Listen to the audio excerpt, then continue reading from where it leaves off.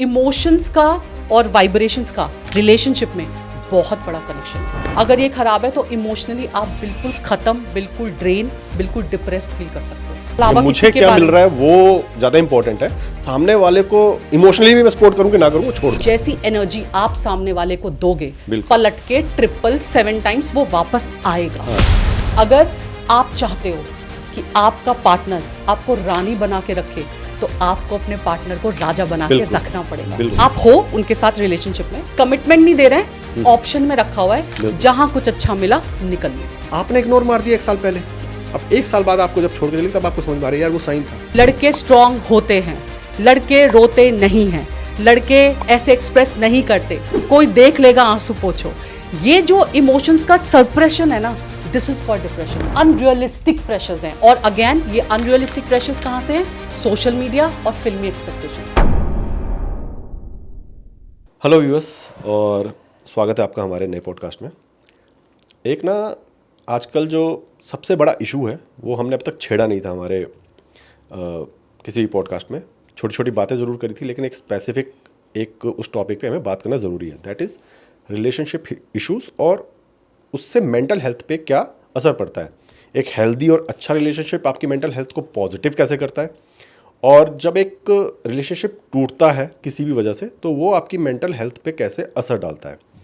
और ये इतना बड़ा टॉपिक है ना कि शायद हम एक एपिसोड में कवर भी नहीं कर पाएंगे, लेकिन मैंने ये सोचा कि क्यों ना इसको बेस्ट पर्सन के साथ ही स्टार्ट किया जाए इस सीरीज़ को। तो हमारे साथ PhD scholar, LOA and NLP expert Aadhya Kumar ji हमारे साथ हैं। मैम, स्वागत है आपका। Thank you so much Sushil ji. Ma'am, सबसे पहले यही चीज़ कि एक रिलेशनशिप और मेंटल हेल्थ एक दूसरे से कैसे जुड़े हुए हैं।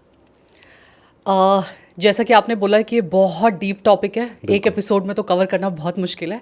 आज कुछ एस्पेक्ट्स पे हम इसके बात करेंगे फॉर श्योर। रिलेशनशिप लाइफ में बहुत इंपॉर्टेंट है, एंड रिलेशनशिप किसी भी पर्सन का जो पर्सपेक्टिव है उसे बनाने में हेल्प करते हैं, उसका कैरेक्टर डेवलप करने में हेल्प करते हैं, वो अपनी लाइफ में कैसे आगे बढ़ेगा उस पे रिलेशनशिप का बहुत असर होता है। रिलेशनशिप हेल्प करते हैं, फिर वो चाहे किसी भी तरह के हो, आपके फ्रेंड्स हैं, पेरेंट्स हैं, पार्टनर है, कोई भी है, वो आपको लाइफ में मोटिवेट फील कराते हैं, वो आपको रास्ता दिखाते हैं कि आप ऐसे कर सकते हो, लाइफ में यहाँ जा सकते हो। तो वो हर तरीके से ना एक ढाल बन के आपके साथ खड़े हुए हैं। आई ऑलवेज से दिस कि रिलेशनशिप बहुत खूबसूरत चीज़ है, जिसके पास है वो दुनिया का सबसे धनी इंसान है। कहते हैं आप कितना भी पैसा कमा लीजिए, आप बड़ी गाड़ी ले लीजिए, आप बहुत महल खड़ा कर लीजिए, सुकून तब मिलता है जब आप अपने रिश्तों के पास लौट कर आते हो वापस। तो जब इंसान शाम को वापस आ रहा है तो उसके पास वो खूबसूरत रिलेशनशिप है, जो बॉन्ड बन के खड़े हुए हैं कि हम संभाल लेंगे, तू आगे बढ़। तो वो खूबसूरत चीज़ है रिलेशनशिप, जो सिखाते हैं कि अपॉर्चुनिटीज़ को लाइफ में कैसे यूज करना है और आगे बढ़ना है, जो ये भी सिखाते हैं कि जब चैलेंज आएगा तो उसे फेस करके आगे कैसे बढ़ना है। तो दैट इज वेरी इंपॉर्टेंट, इसलिए रिलेशनशिप बहुत इंपॉर्टेंट है।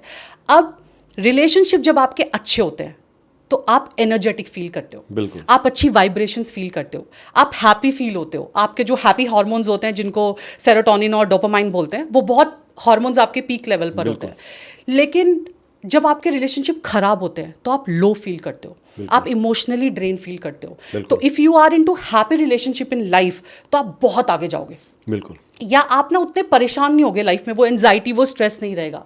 लेकिन अगर रिलेशनशिप आपके खराब है तो आपकी लाइफ का जो मेंटल इमोशनल हेल्थ है उस पर बहुत असर पड़ता है। इसलिए बहुत बार लोग ऐसे बोलते हैं कि, या ऐसा सवाल पूछते हैं कि मैम हम बहुत मैनिफेस्टेशन कर रहे हैं, हम एफर्मेशंस कर रहे हैं, हमारी विजुअलाइजेशन बहुत स्ट्रांग है, सब कुछ तो अच्छा कर रहे हैं, पर रिजल्ट नहीं आ रहे। बट रिजल्ट क्यों नहीं आ रहा? उसका बहुत इंपॉर्टेंट जवाब ये है कि आप अपने रिलेशंस चेक कीजिए। If you are happy from inside, mental health आपकी बिल्कुल ठीक है, आपके फैमिली के रिलेशन ठीक है, आपके पार्टनर के रिलेशनशिप्स आपके साथ ठीक है, आपके ऑफिस के रिलेशनशिप कलीग्स के साथ आपके ठीक है, आपके दोस्तों के साथ ठीक है, तो you are into good relationship, तो आप फिर लाइफ में कुछ भी कर जाएंगे, वरना आप ड्रेन फील करेंगे। तो इमोशंस का और वाइब्रेशंस का रिलेशनशिप में बहुत बड़ा कनेक्शन है। अगर ये खराब है तो इमोशनली आप बिल्कुल खत्म, बिल्कुल ड्रेन, बिल्कुल डिप्रेस्ड फील कर सकते हो। और एक चीज़ इसमें आती है कि हमारे रिलेशनशिप्स तो हर तरह के हैं, जैसे पेरेंट्स के साथ हमारा एक रिलेशनशिप है, ब्रदर सिस्टर्स के साथ है, और देन एक आपका जो लव लाइफ है।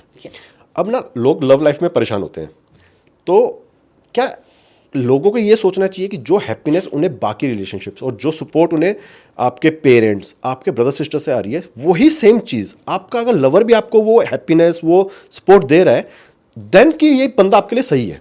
यस। अदरवाइज कि भाई नहीं यार, थोड़ा वही रेड फ्लैग और ग्रीन फ्लैग की हम बात करते हैं, हाँ। तो ये फाइंड आउट करने के लिए हम ना बाकी पॉइंट्स पे जाते हैं कि वो कंट्रोलिंग तो नहीं है, ये नहीं है, तो क्या ये पॉइंट भी उनको मैटर करता है कि भाई यार जो मुझे घर पे सपोर्ट मिल रही है बाकी लोगों से, क्या मुझे एज अ लवर सामने वाला दे रहा है कि नहीं दे रहा है? एक्चुअली मायने रखता है, एंड लोग ये मानते हैं, क्योंकि कहीं ना कहीं जब हम, एक होता है ना, जब हम चाइल्डहुड मेमोरीज में जाते हैं, तो हमारा जो आसपास का सर्कल है और चाइल्डहुड मेमोरीज हैं, उसका हमारे रिलेशनशिप पे बहुत फर्क पड़ता है। तो कहीं ना कहीं, लेट्स से फॉर एग्जांपल अगर मैं अपनी बात करूं, तो मेरे लिए रिलेशनशिप की डेफिनेशन क्या है जो मैंने अपने पेरेंट्स की देखी है। बिल्कुल। तो कहीं ना कहीं, so I have seen my father, you know, जो जिस तरह से वो मेरी मदर का केयर करते हैं, आई हैव सीन माई मदर जिस तरीके से वो मेरे फादर को रिस्पेक्ट करती हैं, उनका ध्यान रखती हैं, बच्चों का ध्यान रखती हैं। लड़ाई झगड़े देखे, डिफरेंसेस देखे हैं हमने, बट उसके बावजूद भी एक स्ट्रॉन्ग रिस्पेक्टेड अंडरस्टैंडिंग रिलेशनशिप देखा है। वो झगड़े भी ना एक दूसरे की फिक्र के लिए ज्यादा होते हैं। Yes, very true. तो वो हमने देखा है। तो कहीं ना कहीं बिकॉज मैंने ये मेमोरीज मेरी रही हैं और ये मेरा चाइल्डहुड का एक्सपीरियंस रहा है, तो मैंने वही इमेज बना ली है। बिल्कुल। Now I am looking for that. इसके दो तरीके होते हैं, एक मैं वो देख रही हूँ जो मैंने वो इमेज बना ली है, बिल्कुल। अब मैं वैसा ही पार्टनर चाहती हूँ जो मेरी रिस्पेक्ट करे, जो मुझे प्यार करे, अंडरस्टैंडिंग हो, मुझसे बातें करे, मुझे समझे, इमोशनली अवेलेबल रहे। बिल्कुल। That's what a female want. बिल्कुल। एक तरीका ये है। दूसरा सिनेरियो क्या होता है कि जो चीजें मैं बोल रही हूं उसका लैक देखा है चाइल्डहुड में, पास्ट जो आसपास के रिलेशनशिप है उनमें कमी देखी है, इसलिए वो चाहिए। फॉर एग्जाम्पल, हमें बचपन में वैलिडेशन नहीं मिली, now we are looking for a partner जो वैलिडेशन दे। बिल्कुल। आप खूबसूरत लग रहे हो, आप ये काम करो, बहुत अच्छा है, आप लाइफ में आगे बढ़ो, मैं साथ हूं। We are looking for that validation. For example, बचपन में प्यार नहीं मिला, then now you seeking love, कि मुझे एक ऐसा पार्टनर मिल जाए कि जो मुझे प्यार करे, मुझे समझे, मुझे रिस्पेक्ट करे, क्योंकि बचपन से तो मुझे किसी ने प्यार किया ही नहीं, ठीक है, या मैं प्यार के लायक हूँ क्योंकि किसी ने तो मुझे प्यार नहीं किया। सो इन दोनों सिनेरियो में हम वो पार्टनर ढूंढते हैं। ये गलत नहीं है चीज़ें देखना कि मेरा पार्टनर ऐसा होना चाहिए, मेरा पार्टनर वैसा होना चाहिए। जो प्यार मुझे पेरेंट्स से मिला, जो सिक्योरिटी मुझे सिबलिंग से मिली, है ना, जो वो नटखटपन मुझे दोस्तों से मिला, वो मैं अपने पार्टनर में भी देखती हूँ, ताकि क्योंकि उन्हीं के साथ हम बड़े हुए हैं, तो वो बिल्कुल ख़राब नहीं है देखना, वो देखना चाहिए। बिल्कुल। और शायद इसलिए कि पेरेंट्स से आपको एक चीज़ मिलती है, जैसे आप कहते हैं सिक्योरिटी, और बचपन में वो प्यार, जैसा बड़े तो प्यार दिखाना उनका कम हो जाता है, लेकिन सिक्योरिटी आपकी है। यस। जो ब्रदर्स सिस्टर्स हैं आपके, वो आपके एक अलग तरह का प्यार करते हैं। बिल्कुल। फिर लोग कहते हैं यार तुम इसमें सब कुछ ढूंढ रहे हो, लेकिन ढूंढ इसलिए रहा होता है इंसान कि इसके साथ आपको पूरी लाइफ रहना है। यस। ठीक है। और एक चीज़ इसमें आती है, जैसे कहीं ब्रेकअप्स वगैरह होते हैं, हाँ, तो ना लोग बड़े मायूस हो जाते हैं। जब वो मायूस हो जाते हैं तो वो ये बिल्कुल लो, जैसे आप कह रहे हो, फील करेंगे ये सब। लेकिन लोगों को ये समझना चाहिए, शायद मेरे हिसाब से, आपके पेरेंट्स भी ना एक टाइम आपको छोड़ के चले जाते हैं। मतलब वो तो खैर एक सच्चाई है, उससे कोई नकार भी नहीं सकता। बिल्कुल। आप उसके बाद भी खड़े रहते हो। यस। आप मतलब अपने माइंड को मनाते हो और बिल्कुल आप जीते हो उसके बाद भी। लो नहीं, मतलब कुछ टाइम के लिए बुरा जरूर फील करते हो, लेकिन टाइम के साथ वो हील होती हैं चीज़ें। यस।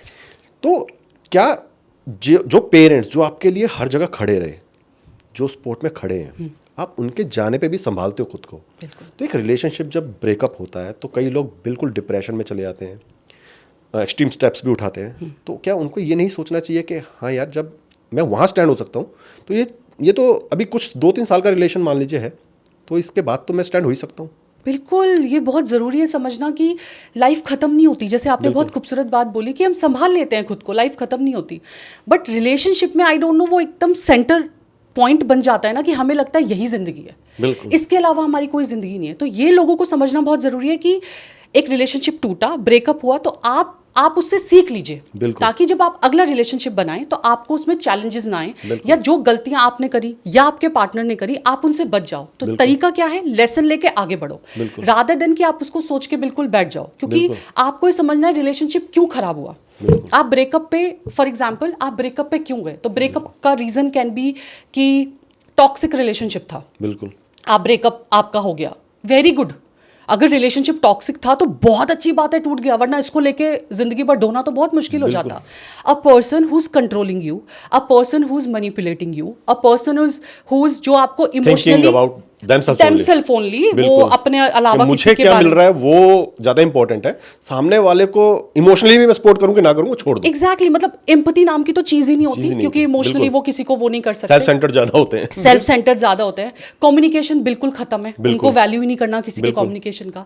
तो अगर ये सारे रीजंस की वजह से आप जा रहे हो डिप्रेशन में, तो आप डिप्रेशन में जाने की बजाय आप you take your time and बिल्कुल। थिंक अबाउट इट एंड बिल्कुल। Think about the lesson what you got. बिल्कुल। आप अगर लेसन सीख के आगे बढ़ेंगे, फॉर एग्जाम्पल जैसे हमने डिस्कस किया कि one of the reason, I should say it's a backbone of the relationship, that is called communication. बिल्कुल। Communication की वजह से maximum divorce, relationship breakups ये सब होते हैं। अब समझना क्या है, there's a book called 5 Love Languages by Gary Chapman, उसमें बहुत अच्छी बात वो बोलते हैं कि communication ना बहुत ज़रूरी है। एक पार्टनर एप्पल लिए हुए है, एक पार्टनर चॉकलेट लिए हुए है। चॉकलेट वाले पार्टनर को आप एप्पल दे रहे हो, उसे समझ नहीं आ रहा, उसको इंपॉर्टेंस वैल्यू समझ नहीं आ रही। एप्पल वाले पार्टनर को आप चॉकलेट दे रहे हो, उसे भी समझ में नहीं आ रहा, क्योंकि हर इंडिविजुअल की लव लैंग्वेज अलग है। बिल्कुल। अब जब हम अपनी लैंग्वेज सीखते हैं, तो गैरी चैपमैन ने बहुत खूबसूरत बात बोली, when you know your language and when you learn your language it's very easy. जब आप अपनी नेटिव लैंग्वेज सीखते हो या जब आप अपनी मदर टंग सीखते हो, वो कितना आसान होता है। बचपन से सुन रहे हो, बचपन से सुन रहे हो, आसपास के लोग, मम्मा पापा रिलेटिव सब वो सेम लैंग्वेज बोलते हैं, तो वो आसान होती है। बट जब आप बड़े होते हो and you want to learn another language, क्या होता है फिर? आप उसके लिए प्रैक्टिस करते हो, मेहनत करते हो, उसकी ABCD वापस से सीखते हो उस लैंग्वेज की, and then you work on. अब लेकिन आप देखो, जब आप दूसरी लैंग्वेज आप सीख रहे हो, एफर्ट मारना पड़ रहा है, बिल्कुल बहुत एफर्ट लगेगा। और अगर दूसरी लैंग्वेज आपको पूरी तरीके से नहीं आती, तो आप 50% बोलते हो। तो for example, I want to learn English और लेट्स से ब्रिटिश लैंग्वेज, और मैं ब्रिटिश कंट्री में गई हूँ, अब मुझे वहाँ बोलनी है, बट मुझे आती नहीं है। मैंने एफर्ट्स लगाया, सीखा, बट मुझे आता नहीं है। क्या होगा? क्योंकि मेरी अभी जो अंडरस्टैंडिंग है और जो मैंने सीखा है वो लैंग्वेज, दूसरा लैंग्वेज, वो आधा है, तो मेरी कम्युनिकेशन आधी हो जाएगी। बिल्कुल। मैं वहाँ जाके टैक्सी ड्राइवर को क्या बोलूँगी? ब्रदर एड्रेस, गो, होटल, ये राइट, इतना ही मैं बोलूँगी। लेकिन तो वो कम्युनिकेशन आधा हो गया। Similarly when it comes to relationship, जब आपका ब्रेकअप होता है बिकॉज ऑफ द कम्युनिकेशन, हम अपनी लैंग्वेज तो बहुत अच्छे से जानते हैं, क्योंकि बचपन से हमने अपने आप को देखा है, परखा है, कॉलेज गए हैं, दोस्तों से मिले हैं। हम सामने वाले की लव लैंग्वेज नहीं जानते। बिल्कुल। हम उसे सीखने का एफर्ट भी नहीं करते, क्योंकि हम चाहते हैं वो हमारी जो एप्पल लैंग्वेज है, वन साइडेड एफर्ट होता है, वन साइडेड एफर्ट होता है, तो हम उसकी कम्युनिकेशन समझने का, हम उसकी लैंग्वेज समझने का एफर्ट नहीं लड़ाते। और जब हम एफर्ट्स नहीं लड़ाते, आधी अधूरी समझते हैं, तो कम्युनिकेशन आधा अधूरा रह जाता है। तो जिस तरह हम दूसरी लैंग्वेज को सीखने के लिए एक एफर्ट लड़ाते हैं लाइफ में, हमें लव लैंग्वेज को भी सीखने के लिए और कम्युनिकेशन को सीखने के लिए भी एफर्ट्स लड़ाने पड़ेंगे। ये बहुत इंपॉर्टेंट है। एप्पल वाले को आप चॉकलेट और चॉकलेट वाले पर्सन को आप एप्पल दोगे तो वो वैल्यू नहीं करेगा। So you need to learn other person's language also.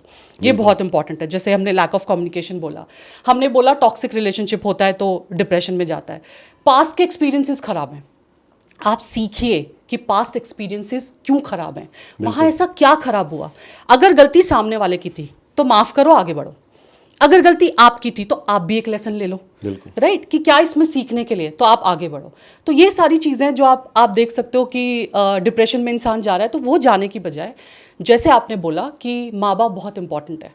हम माँ बाप को छोड़ के नहीं जाते, माँ बाप भी हमें गुस्सा करते हैं। कितनी बार धमकियां मुझे तो बहुत मिली है बचपन में, निकल जाओ यहाँ से, तुम हमारी औलाद नहीं हो, तुम बिल्कुल हमारे जैसा नहीं करते, मर जा मतलब वो यहाँ से नहीं कह रही मर जा। करेक्ट। तो बट हम उन्हें छोड़ के नहीं जाते, हम उनसे ब्रेकअप नहीं करते, ठीक है, हम पूरी कोशिश करते हैं कि ये हो जाए। But when it comes to relationship, मैं मानती हूँ आपने रिलेशनशिप में भी अपना 100% दे दिया, अब दे दिया और नहीं चला, it's okay, it's okay. You are important for yourself. आपसे ज़्यादा इंपॉर्टेंट इस दुनिया में और कोई भी नहीं है, आपको वो समझने की ज़रूरत है। बिल्कुल। और एक चीज़ डिस्कस करना चाहूँगा, जनरलाइज ना करें लोग, लेकिन एक सर्वे कहता है कि जो रिलेशनशिप्स में डिप्रेशन में लोग जा रहे हैं उनमें 70% लड़के हैं, हाँ, है ना, 30% लड़कियां हैं। ये अब एक जैसे हमारे पास कॉल्स वगैरह भी आती हैं कुछ लोगों की कि यार हेल्प चाहिए ये वो, हाँ।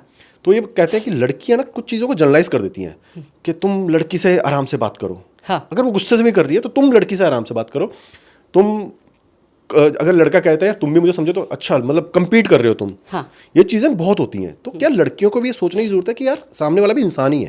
बिल्कुल।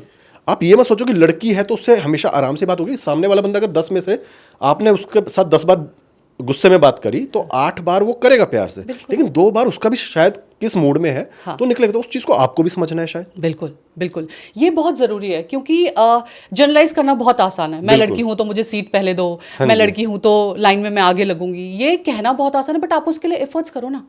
आप उस लायक बनो कि आपको ज़रूरत ही नहीं है, आपके काम ऐसे ही हो जाएंगे। आप उस लेवल पे जाओ, अपनी स्किल्स को इतना स्ट्रांग करो, आप इतनी पढ़ाई करो कि आपको ये वाला कार्ड ना खेलना पड़े। फिर विक्टिम कार्ड ना लड़के भी खेलते हैं, लड़कियां भी खेलती हैं, but when it comes to, आपको एक चीज़ समझनी है कि ये बहुत इंपॉर्टेंट, LOA में हम लॉ ऑफ अट्रैक्शन में हम ये बहुत ज़्यादा बात करते हैं कि जैसी वाइब्रेशंस और जैसी एनर्जी आप सामने वाले को दोगे, पलट के 777 टाइम्स वो वापस आएगा। हाँ, 10 में से 8 बार ना आए पर वो 2 बार आएगा, 100% आएगा। तो उसमें फिर आपको परेशान नहीं होना, बिकॉज कहते हैं ना जो दोगे आप वो बदले में आएगा भी। इफ़ यू वॉन्ट टू कि आपको सब कुछ अच्छा मिले, आपसे अच्छे से बात हो, आपकी वो रिस्पेक्ट किया जाए, तो वो आपको देनी पड़ेगी। लेट्स से वो कहते हैं ना कि कहीं तो मैं एक बहुत अच्छी बात पढ़ी थी कि अगर आप चाहते हो कि आपका पार्टनर आपको रानी बना के रखे तो आपको अपने पार्टनर को राजा बना के रखना पड़ेगा। So if you want to be treated like a queen, you have to treat your partner like a king. तो आप ट्रीटमेंट क्वीन वाला चाहते हो, लेकिन अपने पार्टनर को आपको किंग ट्रीट नहीं करना, इट्स नॉट फेयर। तो इंपॉर्टेंट क्या है कि आपको ये समझना है कि जो एनर्जीज और जो वाइब्रेशंस आप दोगे, वही एनर्जीज और वही वाइब्रेशंस आपको 100% मिलेंगी। 2 टाइम्स मिले, 3 टाइम्स मल्टीप्लाई मिले, बट 100% मिलेंगी। तो ये एक्सेप्ट करना बहुत मुश्किल है। और इसी चीज़ में जो मैं सर्वे की बात कर रहा हूँ, उसमें शायद एक रीज़न ये भी है कि लड़कियां शायद जब रिलेशनशिप तोड़ती हैं, उनके पास एक बैकअप प्लान होता है, ये कहा जाता है, जनरली कहा जाता है। ओके, ये जनरली कहा जाता है। ओके, लड़के शायद क्योंकि बिजी वो इतने हैं बाकी चीज़ों में, वो उस पर काम ही नहीं कर रहे हैं। हाँ। उस साइड तो दिमाग में लगाता है कि यार हाँ वैसे भी मिल जाएंगे आपको, क्योंकि हमारे पास तो कुछ कॉल्स ऐसी भी आई कि एक लड़की है, वो डाइवोर्स से जा रही है। हाँ। वो एक दूसरे लड़के के साथ रिलेशनशिप में है, वो भी डाइवोर्स से जा रहा था, बट वो उनका रिलेशनशिप तब शुरू हुआ जब दोनों डाइवोर्स से जा रहे थे। Okay then they come to meet and each other and they decided कि यार चलो हम आगे ओके आफ्टर जब डाइवोर्स हो जाएगा दोनों को तो शादी कर लेंगे। ओके देन इन बिटवीन क्या होता है कि जैसे ही लड़की का फाइनल होता है डाइवोर्स, अब वो उसको छोड़ देती है। समझ रहे हैं, मतलब लड़का हर जगह से फंस रहा है कि वो उसको छोड़ देती है। अब वो लड़का मेंटली एक प्रिपेयर्ड था कि यार एक रिलेशनशिप टूटने के बाद भी मैं दूसरी जगह स्टेबल हो जाऊंगा। उसी बीच क्या हुआ कि उसकी जो वाइफ थी जिसके साथ वो डाइवोर्स चल रहा था, उसको इनके रिलेशनशिप के बारे में पता चल गया। अब वहाँ पे उसने गेम खेला तो उसको जितना पहले से एलुमनी डिसाइड था उससे 20 लाख एक्स्ट्रा देना पड़ गया कि ये इजिली खत्म हो जाए चीज़। हाँ। अब वो भी गई, यहाँ पे भी उसका एक्स्ट्रा मनी चला गया। अब उस लड़की के पास पहले से बैकअप प्लान था, ठीक है। अब वो जो लड़का जिसके साथ वो बैकअप प्लान में गई, वो शादी नहीं कर रहा है उससे, उसने उसको क्लियर कर दिया कि नहीं, मेरी बीवी से मुझे ना फन नहीं मिलता है, और मैं आप समझ रहे होंगे फन। और he clearly said those words कि she is not good on bed and she is not fun loving, और मुझे एक तो रखनी है तो आई विल कीप यू। अब वो पैसे वाला आदमी, अब उसने स्टेबिलिटी छोड़ के, उस लड़की ने कि एक लड़के के साथ वो शादी करती, स्टेबिलिटी छोड़ के वो उस लड़के के साथ चली गई। अब वो लड़का मेंटली बेचारा डिस्टर्ब हो गया पूरा। हाँ। समझ रहे हो? तो ये जो बैकअप प्लान है, कई बार ये लड़के शायद काम ही नहीं करते, जो करते हैं वो इतना लेवल पे करते हैं कि वो तो फिर भगवान बचाए उन लोगों से। जैसे यही लड़का जिसका मैं कह रहा हूँ, हाँ। जो अपनी वाइफ के बारे में कह रहे हैं कि she is not good on bed, तो उसकी तो थॉट। हाँ। और मैं कई बार अपने जब स्पिरिचुअलिटी के हमारे वो होते हैं पॉडकास्ट, तो मैं कहता हूँ कि ऐसे लोग, चाहे वो लड़के हैं चाहे लड़की हैं, हाँ।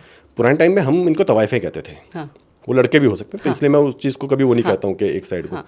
लेकिन क्या ये जो रेशियो में जो डिफरेंस है कि 70% रिलेशनशिप टूटने वाले लड़के ज़्यादा डिप्रेशन में जाते हैं, 30% कम, तो उसमें ये कहीं बैकअप प्लान काम करता है लड़कियों के लिए? ये बहुत इंटरेस्टिंग चीज़ आपने बोली है, बिकॉज रिसर्च मैंने इस पे नहीं की है, बट मैंने इसके बारे में पढ़ा है, समझा है बहुत ज़्यादा।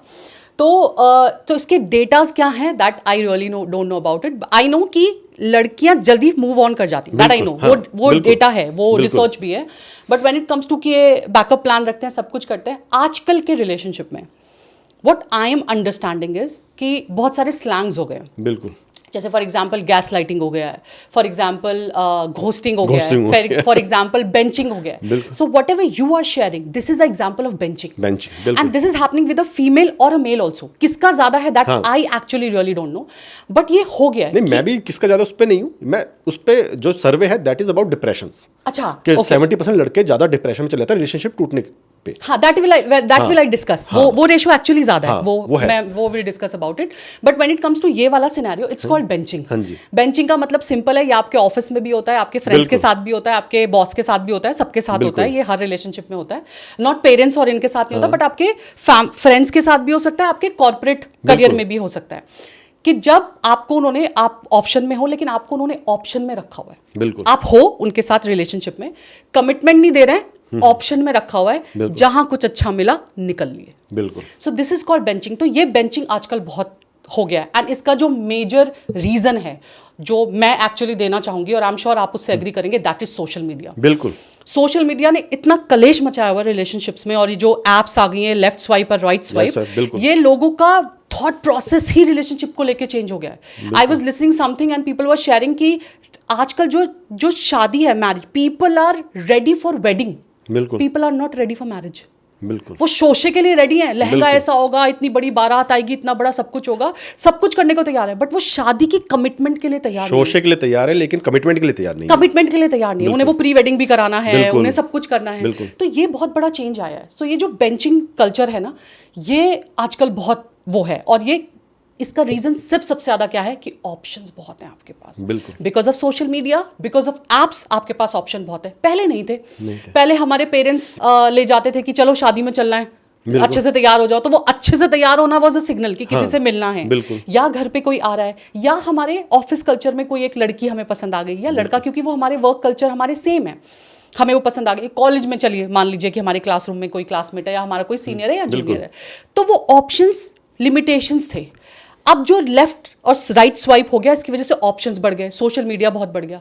तो ये जो ऑप्शन लोगों को मिलने लगे ना, तो बेंचिंग, तो लोग ना अभी भी ये सोच रहे हैं कि कुछ अच्छा मिला और मैं निकला. That is the reason situationship का कल्चर बढ़ गया. बिल्कुल. कि वो आज की सिचुएशन जो है उस पर बात करते हैं, कमिटमेंट पे बात नहीं करेंगे. उन्हें रिलेशनशिप में नहीं आना, उन्हें कमिटमेंट में नहीं आना, दोस्ती से ज्यादा, कमिटमेंट से कम. बिल्कुल. That is called situationship. तो ये आजकल बहुत ज्यादा चल रहा है. तो ये बेंचिंग जो है ना, कि रखा हुआ है, ये एक्चुअली चल रहा है. And this is with females also, this is with male also, because हमें जब क्वेरीज आती हैं, डीएम आते हैं, तो हमें समझ में आता है कि ऐसा हो रहा है. मतलब one of the DM I got, female was sharing कि लिव इन में रहते हैं मैं और मेरे पार्टनर, बहुत प्यार करता है मेरा पार्टनर मुझे, मैं उससे शादी करना चाहती हूँ, बट वो ना किसी और को पसंद कर रहा है आजकल.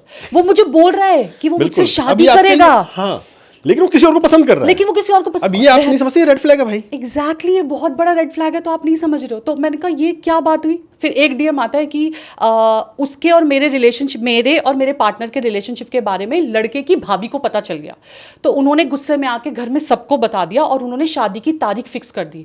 मेरा पार्टनर शादी नहीं करना चाहता, बट उसे जबरदस्ती मंडप में बैठना पड़ेगा. ऐसा आज के जमाने में आई स्वेयर कोई पकड़ के नहीं बिठाता है. Exactly. But people, females and males don't want to understand this. मतलब क्या ढूंढ रहे हो आप, कि आपको क्लियरली दिख रहा है कि this person is not for you, but still आप जाना चाहते हो. तो ये सिचुएशनशिप और जो बेंचिंग की सिचुएशन है, कि जब तक कोई अच्छा मिलेगा आपको बेंच पे रखा हुआ, ये बहुत बढ़ गई आजकल. व्हेन इट कम्स टू कि रिकवर कौन करता है, या ज्यादा उसमें कौन जाता है, तो पहले तो मैं सबसे पहले ये बोलूंगी, जो ब्रेकअप करता है वो जल्दी रिकवर करता है, क्योंकि वो मेंटली प्रिपेयर है ना. रिकवर भी नहीं करता, उसे जरूरत ही नहीं है, उसे जरूरत ही नहीं है. तो लड़के हो गया है करेक्ट, कि वो मेंटली प्रिपेयर है. तो या तो लड़कियां ने अगर किया है तो वो जल्दी रिकवर करेंगी, लड़कों ने किया है तो वो जल्दी रिकवर करेंगे. तो मुद्दा ये है, मेन ये है कि जिसने ब्रेकअप किया है, रिकवर वो पहले करेगा. But let's say when it comes to survey की हम बात करते हैं, 2015 में एक यूनिवर्सिटी में एक सर्वे मैंने पढ़ा था. तो उसके अकॉर्डिंग एक्चुअली वो होता है हमारे साइकोलॉजिकल, फिजिकल, मेंटल ट्रेट्स हैं जिसकी वजह से लड़कियां शायद जल्दी कर जाती हैं. अब उसका reason can be, let's say for example, when it comes to female, emotionally strong होती हैं, मेंस इमोशनली वीक होते हैं. वो इमोशनली इतनी स्ट्रांग होती हैं कि उनको अगर आज ब्रेकअप हुआ है ना, वो पूरी रात रो लेंगी, इमोशंस बहा देंगी, लिख देंगी, कागज फाड़ देंगी, फोटो फाड़ देंगी, कुछ भी कर लेंगी. तो वो इमोशनली बहुत स्ट्रांग होती है, इसलिए जल्दी हील कर जाती हैं. फीमेल्स आर लाइक कि वो जल्दी अपनी बात को एक्सप्रेस कर देती हैं. तो पूरी रात वो किसी बेस्ट फ्रेंड से बात करेंगी, किसी लड़की से बात करेंगी, अपनी सिस्टर से बात करेंगी, अपनी मदर को भी बता देंगी क्योंकि वो एक्सप्रेसिव है, और अपने बेस्ट फ्रेंड को बता देंगी, या अगर उनकी नॉलेज में कोई थेरेपिस्ट है या कोई मेंटल गुरु है तो वो उसको भी बता देंगी और अपनी बात कर लेंगी. When it comes to boys, वो सीक्रेट रखते हैं. वो सीक्रेट रखते हैं. वो उन्हें क्या है ना, जो सोसाइटिकल कंडीशनिंग है कि लड़के स्ट्रांग होते हैं, लड़के रोते नहीं हैं, लड़के ऐसे एक्सप्रेस नहीं करते, कोई देख लेगा आंसू पोंछो। ये जो इमोशंस का सप्रेशन है ना, दिस इज कॉल्ड डिप्रेशन। तो मैं हमेशा बोलती हूँ emotional suppression equals to depression. तो उन्होंने अपने इमोशंस को एक्सप्लेन करना नहीं सीखा। लड़कियां इमोशनल एक्सप्रेस करके जल्दी मूव ऑन कर जाएंगी, लड़के क्या करेंगे उस टाइम पे बिल्कुल सिचुएशन को इग्नोर करके अपने इमोशंस को दबा के देल जॉइन जिम, देल जॉइन एक्स्ट्रा एक्टिविटी, नए रिलेशनशिप में भी आ जाएंगे, पार्टीज जाएंगे, सब कुछ करेंगे, अरे आगे बढ़ते हैं, क्या रखा है इन सब चीज़ों में। लेकिन 3 महीने बाद, 6 महीने बाद, 8 महीने बाद वो नहीं निकल पाते। दे टुक टाइम, क्योंकि उस टाइम में उन्होंने नेग्लेक्ट किया बिल्कुल उस चीज़ को और वो आगे चले गए। लेकिन जब 3 महीने बाद उन्हें अकेला फील होता है और वो बैठे होते हैं या 6 महीने बाद, तब उन्हें याद आता है कि नहीं, इट्स वेरी इंपॉर्टेंट, ये तो ऐसे नहीं होना चाहिए था। तो ये बहुत ज़्यादा ज़रूरी होता है। लड़कियाँ थोड़ा सा स्मार्ट होती हैं, मेंटली स्ट्रांग होती हैं, ठीक है, और उनका जो पर्सपेक्टिव होता है वो ब्रॉड होता है, क्योंकि उन्होंने वो इमोशनल इतना दिया है ना, दे वर गिवर इन द रिलेशनशिप, कि जब जाता है तो उन्हें लगता है कि बस अब मैंने कर दिया, अब हो गया मेरा, मैंने बहुत दे दिया। When it comes to boys, तो वो क्योंकि उनको इमोशनल सपोर्ट होता है, लेकिन उन्हें बहुत लेट रियलाइज होता है कि लड़की अच्छी थी, या मैं ऐसा करता तो ये रिश्ता बच सकता था, मैं ऐसा करता तो ये रिश्ता बच सकता था। तो वो जस्ट बिकॉज लड़कियां इमोशनली थोड़ी सी स्ट्रांग होती हैं, पर्सपेक्टिव उनका ब्रॉड होता है और वो इमोशनली एक्सप्रेस करना जानती हैं, तो वो जल्दी बाहर आ जाती हैं। लड़के अपने इमोशंस को दबाते हैं, वो शेयर नहीं करते, तो वो इस वजह से डिप्रेशन में ज़्यादा। लड़कियां ना अपनी खुशी वाली बात ज़्यादा नहीं बताती हैं किसी अपनी फ्रेंड्स वगैरह को, और लड़के जो अच्छी बातें होती हैं ना वो ज़्यादा बताते हैं। हाँ, कि यार हम यहाँ घूमने गए थे, है ना, आजकल यहाँ गए। तो लड़कियां बताएंगी सिर्फ अपनी प्रॉब्लम वाली बात, जो शेयर करती हैं आपस में, और लड़के अपनी प्रॉब्लम किसी से शेयर ही नहीं करते। That is the main reason. मतलब उनको लगता है कि क्योंकि मेल फिगर है, that wall is that manly wall है, तो अगर मैं किसी को बोलूंगा कि मेरा रिलेशनशिप फेल हो गया तो लोग क्या सोचेंगे मेरे बारे में, एम आई नॉट सेल्फ वर्दी, मैं अपना रिलेशनशिप नहीं बचा पाया यार। मतलब मेरे दोस्त मुझे क्या बोलेंगे कि तेरे से अपना एक लड़की नहीं संभली तुझसे, एक रिलेशनशिप नहीं बचाया गया तुझसे, क्या यार, क्या आदमी है, क्या मर्द है। तो वो इस मर्द को दर्द नहीं होता वाले थॉट में और मर्द नहीं रोता वाले उसमें अपने इमोशंस दबा के रह जाते हैं, ना वो किसी से शेयर करते हैं, और इसलिए उन्हें आगे बढ़ने में बहुत वक्त लगता है। बिल्कुल। और एक जो लोगों के, जब लोग कनेक्ट करते हैं ना, आपको भी करते होंगे, तो वो ये एक चीज़, 2 तरह के लोग होते हैं। जब हम टेक्निक्स की बात करते हैं आपको डिप्रेशन से बाहर निकलने के लिए, तो हम बात करते हैं कि ज़्यादातर जो टेक्निक काम करती है मेरे ख्याल से वो तो यही है कि आपको पास्ट भुलाया जाए। करेक्ट है ना, जो आपके जो भी बैड मेमोरीज हैं उनको रिलीज किया जाए, वो एक टेक्निक काम करती है और उससे बंदा डिप्रेशन से निकल आता है। फिर कुछ लोग कहते हैं, और ये आप भी जानते हैं, जो भी इस चीज़ पे काम करते हैं वो यही पूछते हैं पहले आप क्या चाहते हो, क्योंकि उसके अकॉर्डिंग काम करते हैं। बिल्कुल, है ना। अब कई कहते हैं कि नहीं मुझे वो वापस चाहिए, तो फिर LOA की तरह काम करना पड़ता है, लॉ ऑफ अट्रैक्शन की तरफ जाके आपको मैनिफेस्टेशंस वगैरह करवानी पड़ती हैं। पर अगर मैं जनरली पूछूं तो क्या चीज़ ज़्यादा सही है, बैड मेमोरीज को मिटाना, या जिन्होंने बैड मेमोरीज दी हैं उनको LOA यूज़ करके अपनी लाइफ में वापस लाना? ये डिपेंड करता है। अगर बैड मेमोरीज आपकी किसी पुराने एक्सीडेंट की है तो आप उसको इरेज कीजिए। अगर बैड मेमोरी किसी आपके बहुत पर्सनल रिलेशनशिप की है जो चला गया, लेट्स से पेरेंट्स है फॉर एग्जांपल, जो इस दुनिया से चले गए, आप नहीं उससे आगे बढ़ पा रहे हो, आप उसको वो कर सकते हो कि आप बैड मेमोरीज हटा दो, सिर्फ गुड मेमोरीज याद रखो। वो कहते हैं ना कि जब इंसान इस दुनिया से चला जाता है तो हम अच्छी बातें करते हैं उसके बारे में, उसके बारे में बुरी बात नहीं करते, चाहे वो इंसान कैसा भी हो। तो इसके लिए इंपॉर्टेंट है। But when it comes to कि अगर क्वेश्चन ये है, अगर सवाल ये है कि उस रिलेशनशिप को ही वापस लाना है, आप ये पूछना चाह रहे हैं कि उस रिलेशनशिप लाना चाहिए कि नहीं लाना चाहिए। अगर वो रिलेशनशिप टॉक्सिक था, अगर वो रिलेशनशिप आपकी रिस्पेक्ट नहीं करता था, आपकी वैल्यू नहीं करता था, और आप उसमें बिल्कुल खत्म हो गए थे, ड्रेन हो गए थे, सब कुछ हो गया था, उसने आपसे आपका वजूद ही छीन लिया, आप क्यों जाना चाहते हो उस रिलेशनशिप में? आपको क्या लगता है वो सही हो गया होगा? आपने तो यहाँ टेक्निक्स अपना ली, अपनी मेमोरी इरेज कर दी, जो भी बेस्ट पॉसिबल टेक्निक्स हैं, थेरेपिस्ट आपको हेल्प करते हैं, आपके जो मेंटल गुरुज होते हैं वो आपको हेल्प करते हैं, वो हेल्प भी कर देंगे। बट आपको क्या लगता है सामने वाला इंसान बदल गया, या वो वापस से नहा कर आ रहा है होली वाटर में और वो बिल्कुल प्योर होकर वापस आएगा? ऐसा नहीं है। एक इंसान का ना बेसिक नेचर होता है, एक बेसिक हैबिट होती है, जो कुछ हैबिट्स कभी नहीं बदलती। ठीक है, जैसे अगर किसी वो बोलता है ना कि मैंने आई रिमेंबर कि मैंने कुछ तो कोई रील डाला था और उस पर मैंने लिखा था अगर आप अपने रिलेशनशिप से रियली रिकवर करना चाहते हो तो उनको सजा मत दो। उन्हें सजा देने का मतलब है खुद को सजा देना। बेटर क्या है, लेट गो करो, राइट अ लेटर एंड से थैंक यू टू देम कि उन्होंने आपकी लाइफ में आए, आपको मिरर दिखाने, बिल्कुल है ना, आपको ये समझाने कि आप क्या हो, क्या कर सकते हो, because relationships are the biggest mirror. आप मिरर कितने बदलोगे, रिलेशनशिप ही तो बदल लोगे, तो बदलना तो आपको खुद पड़ेगा। आप रिलेशनशिप कितने ही बदल लो, आपको लगता है यार ये वाला भी ऐसी है, ये वाला भी ऐसी है, ये वाला भी ऐसी है, तो बेसिकली ये जो ये वाला भी ऐसी है, शायद आप ही ऐसे हो, आप ही ऐसे हो, बिल्कुल, है ना। तो ये बहुत इंपॉर्टेंट है। एक बड़ी खूबसूरत कहानी मैं अभी थोड़े दिन पहले पढ़ी थी, that there was a female, she came to her husband and said कि ना सामने वाला कोई एक नई पार्टी आई है, एक नया फैमिली आया है रहने, तुमने देखा कितने गंदे लोग हैं। तो हस्बैंड कहता है अच्छा, मतलब ठीक है मैं देखता हूँ। तो वो देखता है, दूसरे दिन वो फिर कंप्लेन करती है कि अपने हस्बैंड से कि कितने गंदे हैं ये लोग, मतलब अच्छे से नहीं रहते, कपड़े गंदे से सुखाते हैं, इनके टॉयज़ ऐसी पड़े हैं, इनकी गाड़ियाँ कितनी गंदी हो रखी हैं। तीसरे दिन वो फिर आती है, लेकिन वो देखती है कि अच्छा दिख रहा है उसे सब कुछ। तो फिर हस्बैंड से बोलती है देखो इन्होंने चेंज कर लिया खुद को, अब कपड़े भी साफ हैं, मोहल्ला भी साफ है, सब कुछ साफ है, ये कैसे हो गया। तो हस्बैंड बोलता है हमारी खिड़की पे ना धूल जमी थी, मैंने वो साफ कर दी। तो एक्चुअली हमें ये समझने की जरूरत है कि हमें अपना नजरिया और हमें खुद को क्लीन करने की जरूरत है, रादर देन सामने वाले को। तो ये बहुत इंपॉर्टेंट है। तो आइडली ऐसे नहीं लाना चाहिए, बिकॉज आपको काम खुद पे ही करना है। आप शीशे कितने ही बदल लो, आप रिलेशनशिप कितने ही बदल लो, अगर आप सही भी हो, आप सही हो, मान लो सामने वाले गलत है, तो वो गलत इंसान भी क्यों चाहिए? एग्जैक्टली वो क्यों चाहिए आपको लाइफ में। मतलब आपको लाइफ में आगे बढ़ना है, आप आगे बढ़िए, आपके पास लाइफ में इतना कुछ करने के लिए, आप नई स्किल्स सीखिए, आप जो मर्जी कीजिए, लेकिन आप लाइफ में आगे बढ़िए। आपको वो क्यों चाहिए? आई मीन जब उसने पहले आपके साथ अच्छा नहीं करा, तो आपको दोबारा वो अपनी लाइफ में क्यों चाहिए? बिल्कुल।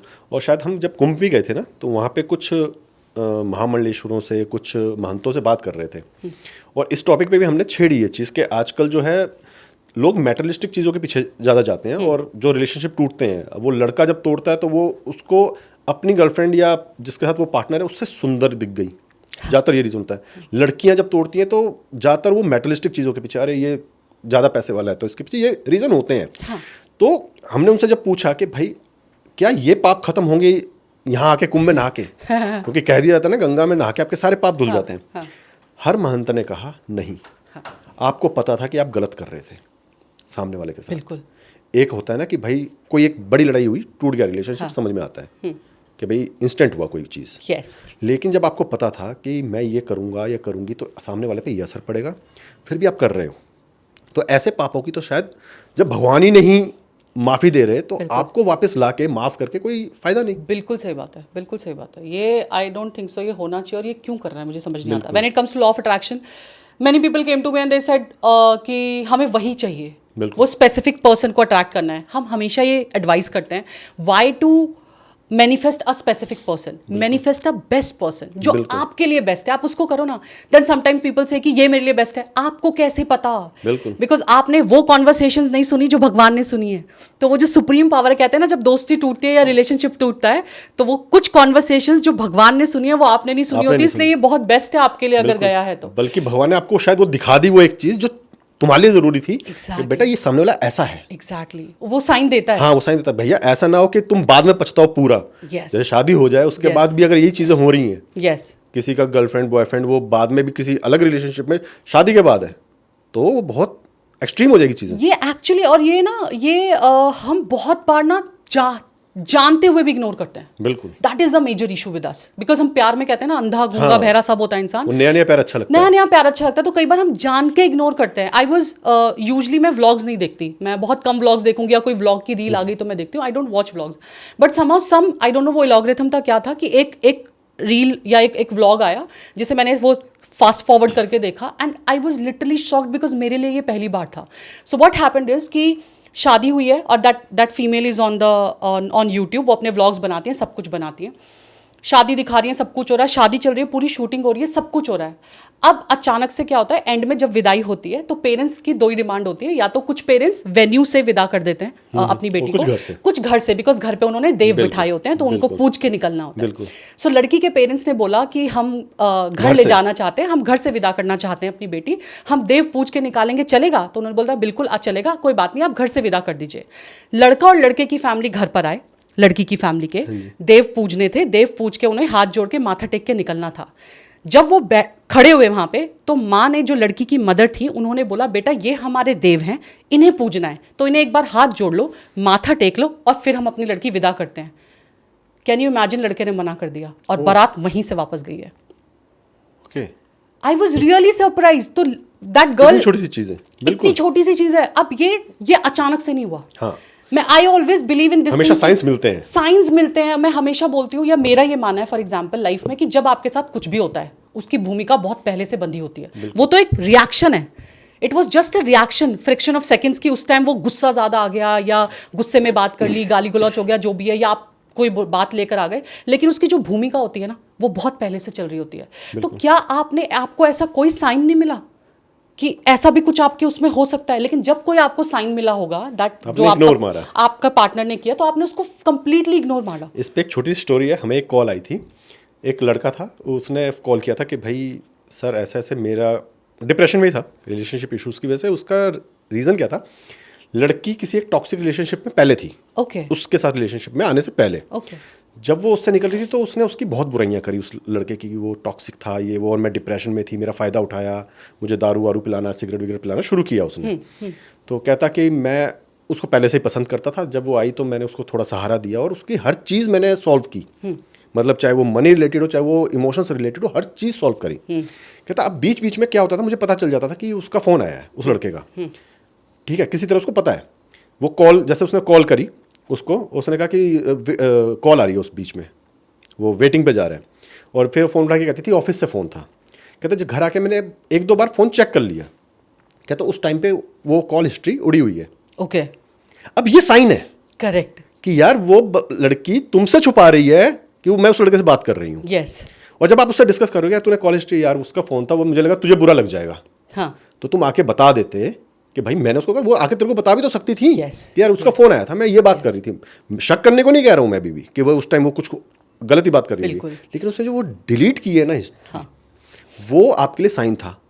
अब वो आपको, जब आपका पूरा फायदा उठा लिया, आपको छोड़ के वापस उसी लड़के के पास चली गई, वापस, तो फिर वो साइन दे दिया था पहले भगवान ने, आपने इग्नोर मार दिया 1 साल पहले।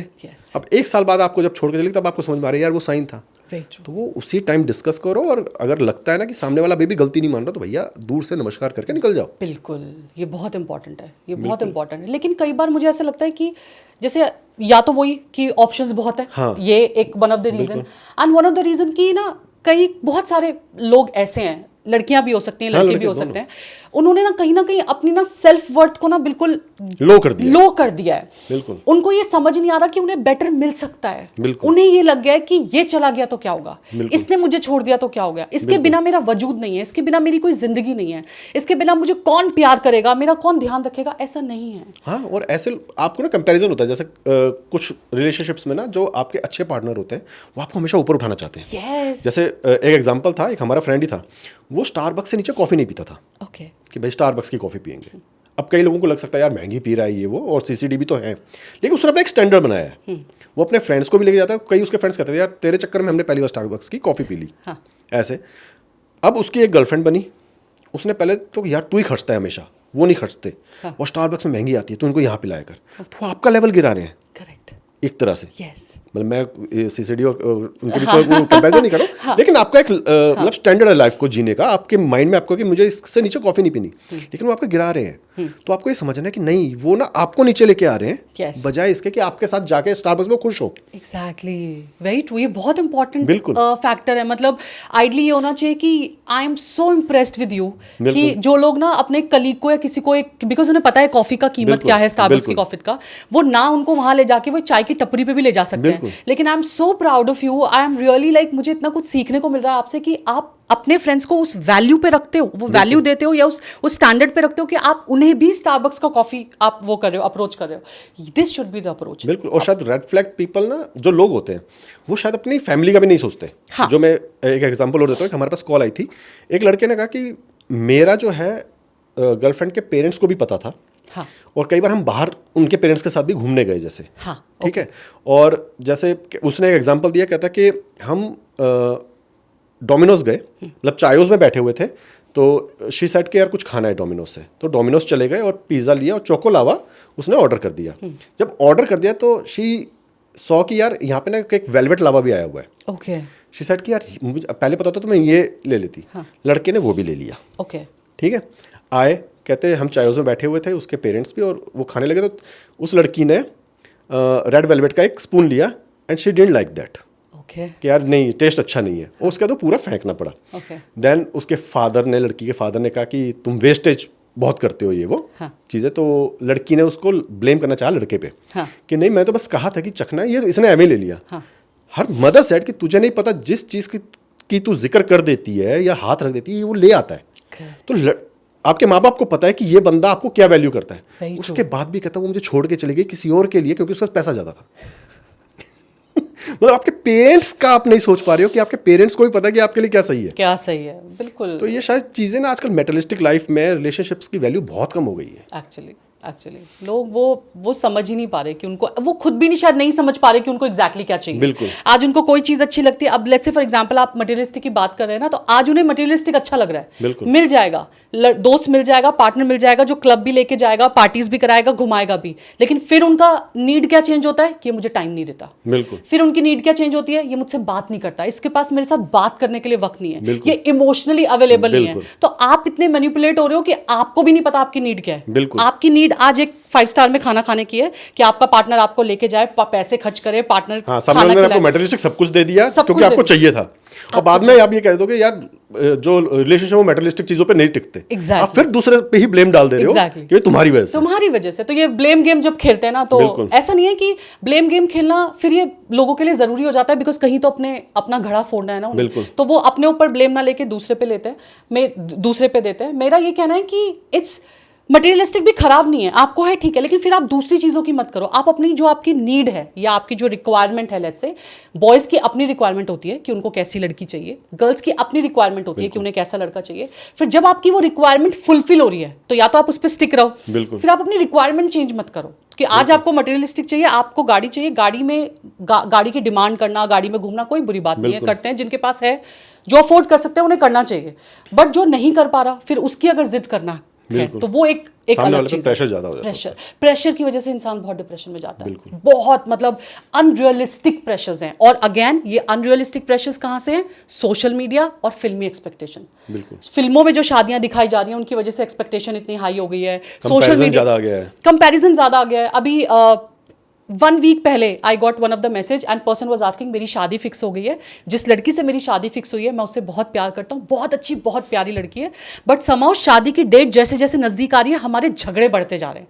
सो आई आस्क कि एक रीज़न मुझे बताओ ऐसा क्या हुआ? तो ही सेड कि वो ये कह रही है कि उसकी मेरी जो सिस्टर इन लॉ है उसका बर्थडे था तो हस्बैंड ने बहुत बड़ी पार्टी दी और फलाना फलाना गिफ्ट्स दिए, आपने मेरे लिए नहीं किया। अब ये एक्सपेक्टेशन वही आप अपने या तो सोशल मीडिया को देख के आपकी मालदीव्स ही जाना है, बिल्कुल बड़ी शादी ही करनी है, एक्सपेंसिव गिफ्ट चाहिए, ये सही है। तो ये सब ना हमने अनरियलिस्टिक जो प्रेशर अपने पार्टनर पे डाला है, ये आई गेस कहीं ना कहीं बहुत गलत है और ये दोनों के लिए बिल्कुल सही नहीं है। इंसान डिप्रेशन एंजाइटी में जाएगा ही जाएगा। बिल्कुल। और जब हम डिप्रेशन एंजाइटी की बात कर रहे हैं तो उसमें ना एक चीज़ आती है, हम टेक्निक्स होती हैं जैसे जो साइंटिफिक हैं, जिसमें आपका LOA हो गया, NLPs हो गया, आप NLP पे भी काम करते हैं। ये लोग कई बार इनकी हेल्प ना लेके, जो आप सोशल मीडिया की बात कर रही हैं तो रील्स चलाते चलाते आपके पास भी आया होगा, वो बड़ी बड़ी बिंदी लगा के आंटियाँ बैठ जाती हैं कि जी मैं वशीकरण कर दूंगी, अच्छा ठीक है, 3 दिन में ये प्यार तुम्हारा हो जाएगा, और वो होता नहीं है। बंदा लेकिन एक होप लगा के चला गया, है ना। अब वो 3 दिन नहीं हुआ, 30 दिन में नहीं हुआ, वो बंदा और डिप्रेशन में जा रहा है, और क्योंकि वो एफर्ट भी कर रहा है, करेक्ट, लगातार एफर्ट्स पे लगा हुआ है। तो क्या मतलब लोगों को कैसे समझाया जा सकता है कि भाई साहब ये सब चीज़ें नहीं होती हैं और टेक्निक्स पे आओ, आप साइंटिफिक चीज़ों पे काम करो, वो शायद आपको ज़्यादा हेल्प करेंगी।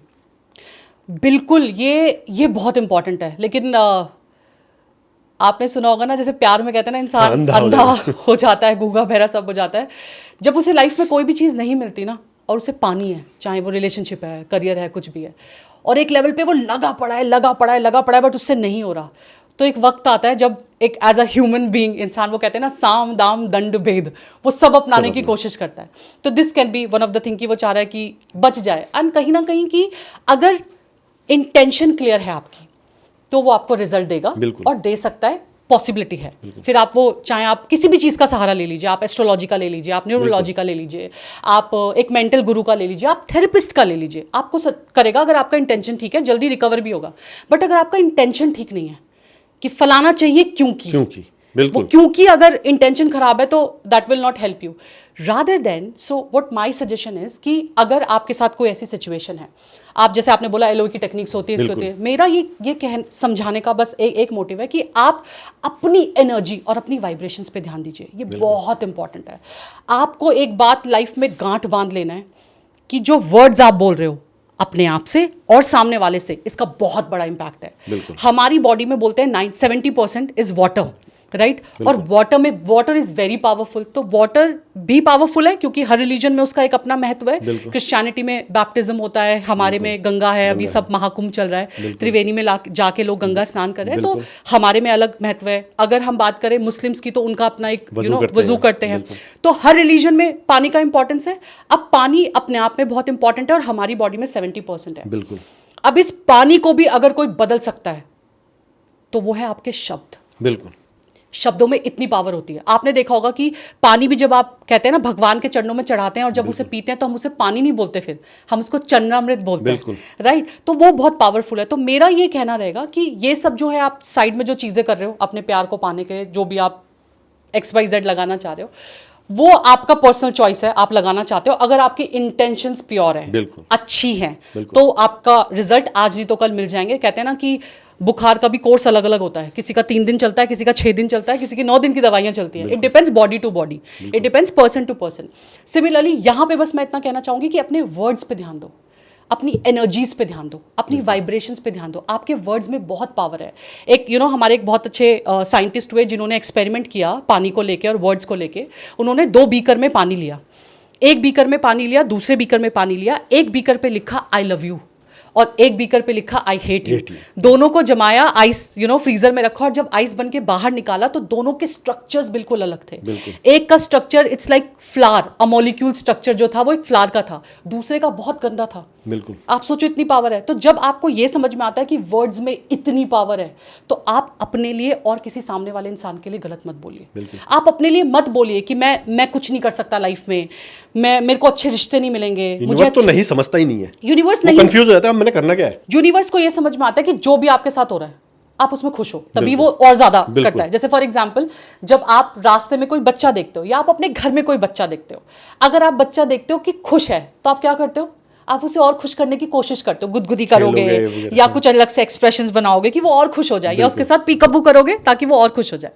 लेकिन अगर बच्चा रो रहा है और माँ उसे चुप करा रही है, 1 बार हो गया, 2 बार हो गया, 3 बार हो गया, 4 फिर चांटा लगता है रोज जोर का कि बस कर, बहुत हो गया. सिमिलरली विद द यूनिवर्स, जब आप हैप्पी होते हो उसे लगता है कि इसको कुछ मजा आ रहा है, इसको अच्छा लग रहा है शायद, तो वो और गुदगुदी करो, इसको और कुछ अच्छा दो लाइफ में, अच्छी रिलेशंस दो, अच्छा करियर दो, सब कुछ अच्छा दो. जब आप रोता है, अब उसे रोना इमोशन तो समझ में नहीं आ रहा यूनिवर्स को, तो उसको लगता है अच्छा मतलब ये इसको अच्छा लग रहा है, इसे रोके अच्छा लग रहा है, चल और देता हूँ. तो और चमाट फिर यहाँ से भी लगती है लाइफ में, यहाँ से भी लगती है, पीछे से भी लगती है. तो हमें ये समझना है कि मेरा ये सजेशन रहता है हमेशा कि आप अपने लिए काम करो, अपनी स्किल्स पे काम करो. आप ग्रैटिट्यूड जर्नल लिखिए, आप मेडिटेशन कीजिए, आप योगा क्लासेस ज्वाइन कीजिए, ठीक है, आप एफर्मेशंस लिखिए, आप विजुअलाइजेशन लिखिए. एंड मोस्ट इंपॉर्टेंट पार्ट, अपनी एनर्जी और वाइब्रेशन को सेव करने के लिए जो शब्दों का इस्तेमाल आप कर रहे हैं आप उनको सही रखिए, बहुत चुन के कीजिए, चाहे वो आपके लिए हो या आपके पार्टनर के लिए हो. वो बहुत ज़रूरी है क्योंकि इससे आपको नहीं पता, बिकॉज आपकी बॉडी में तो 70% वाटर है, आपको नहीं पता कहाँ कौन सा स्ट्रक्चर आपके अंदर चेंज हो रहा है. बिकॉज अगर वो आपके एनर्जीज पॉजिटिव हैं, आपकी वाइब्रेशंस पॉजिटिव हैं, क्योंकि आपके वर्ड्स पॉजिटिव हैं, आप इतनी जल्दी हील करोगे ना, चाहे वो डिप्रेशन ही क्यों ना हो, आपको एंजाइटी क्यों ना हो, आप बहुत जल्दी हील करोगे. जैसे इसमें I don't know, I am sure आपने सुना होगा, we call it one of the healing prayer, we call it ho'oponopono healing technique. बहुत पावरफुल है. उसमें कुछ है ही नहीं, उसमें सिर्फ 4 फ्रेजेस हैं जिनको आपको रिपीट करना है. I am sorry, please forgive me, thank you, I love you. Because ये 4 बहुत पावरफुल वर्ड्स हैं. आप सोचिए कि इस दुनिया में जब दोस्ती टूटती है हमारी या दोस्त नाराज हो जाता है, हम फोन करके क्या बोलते हैं?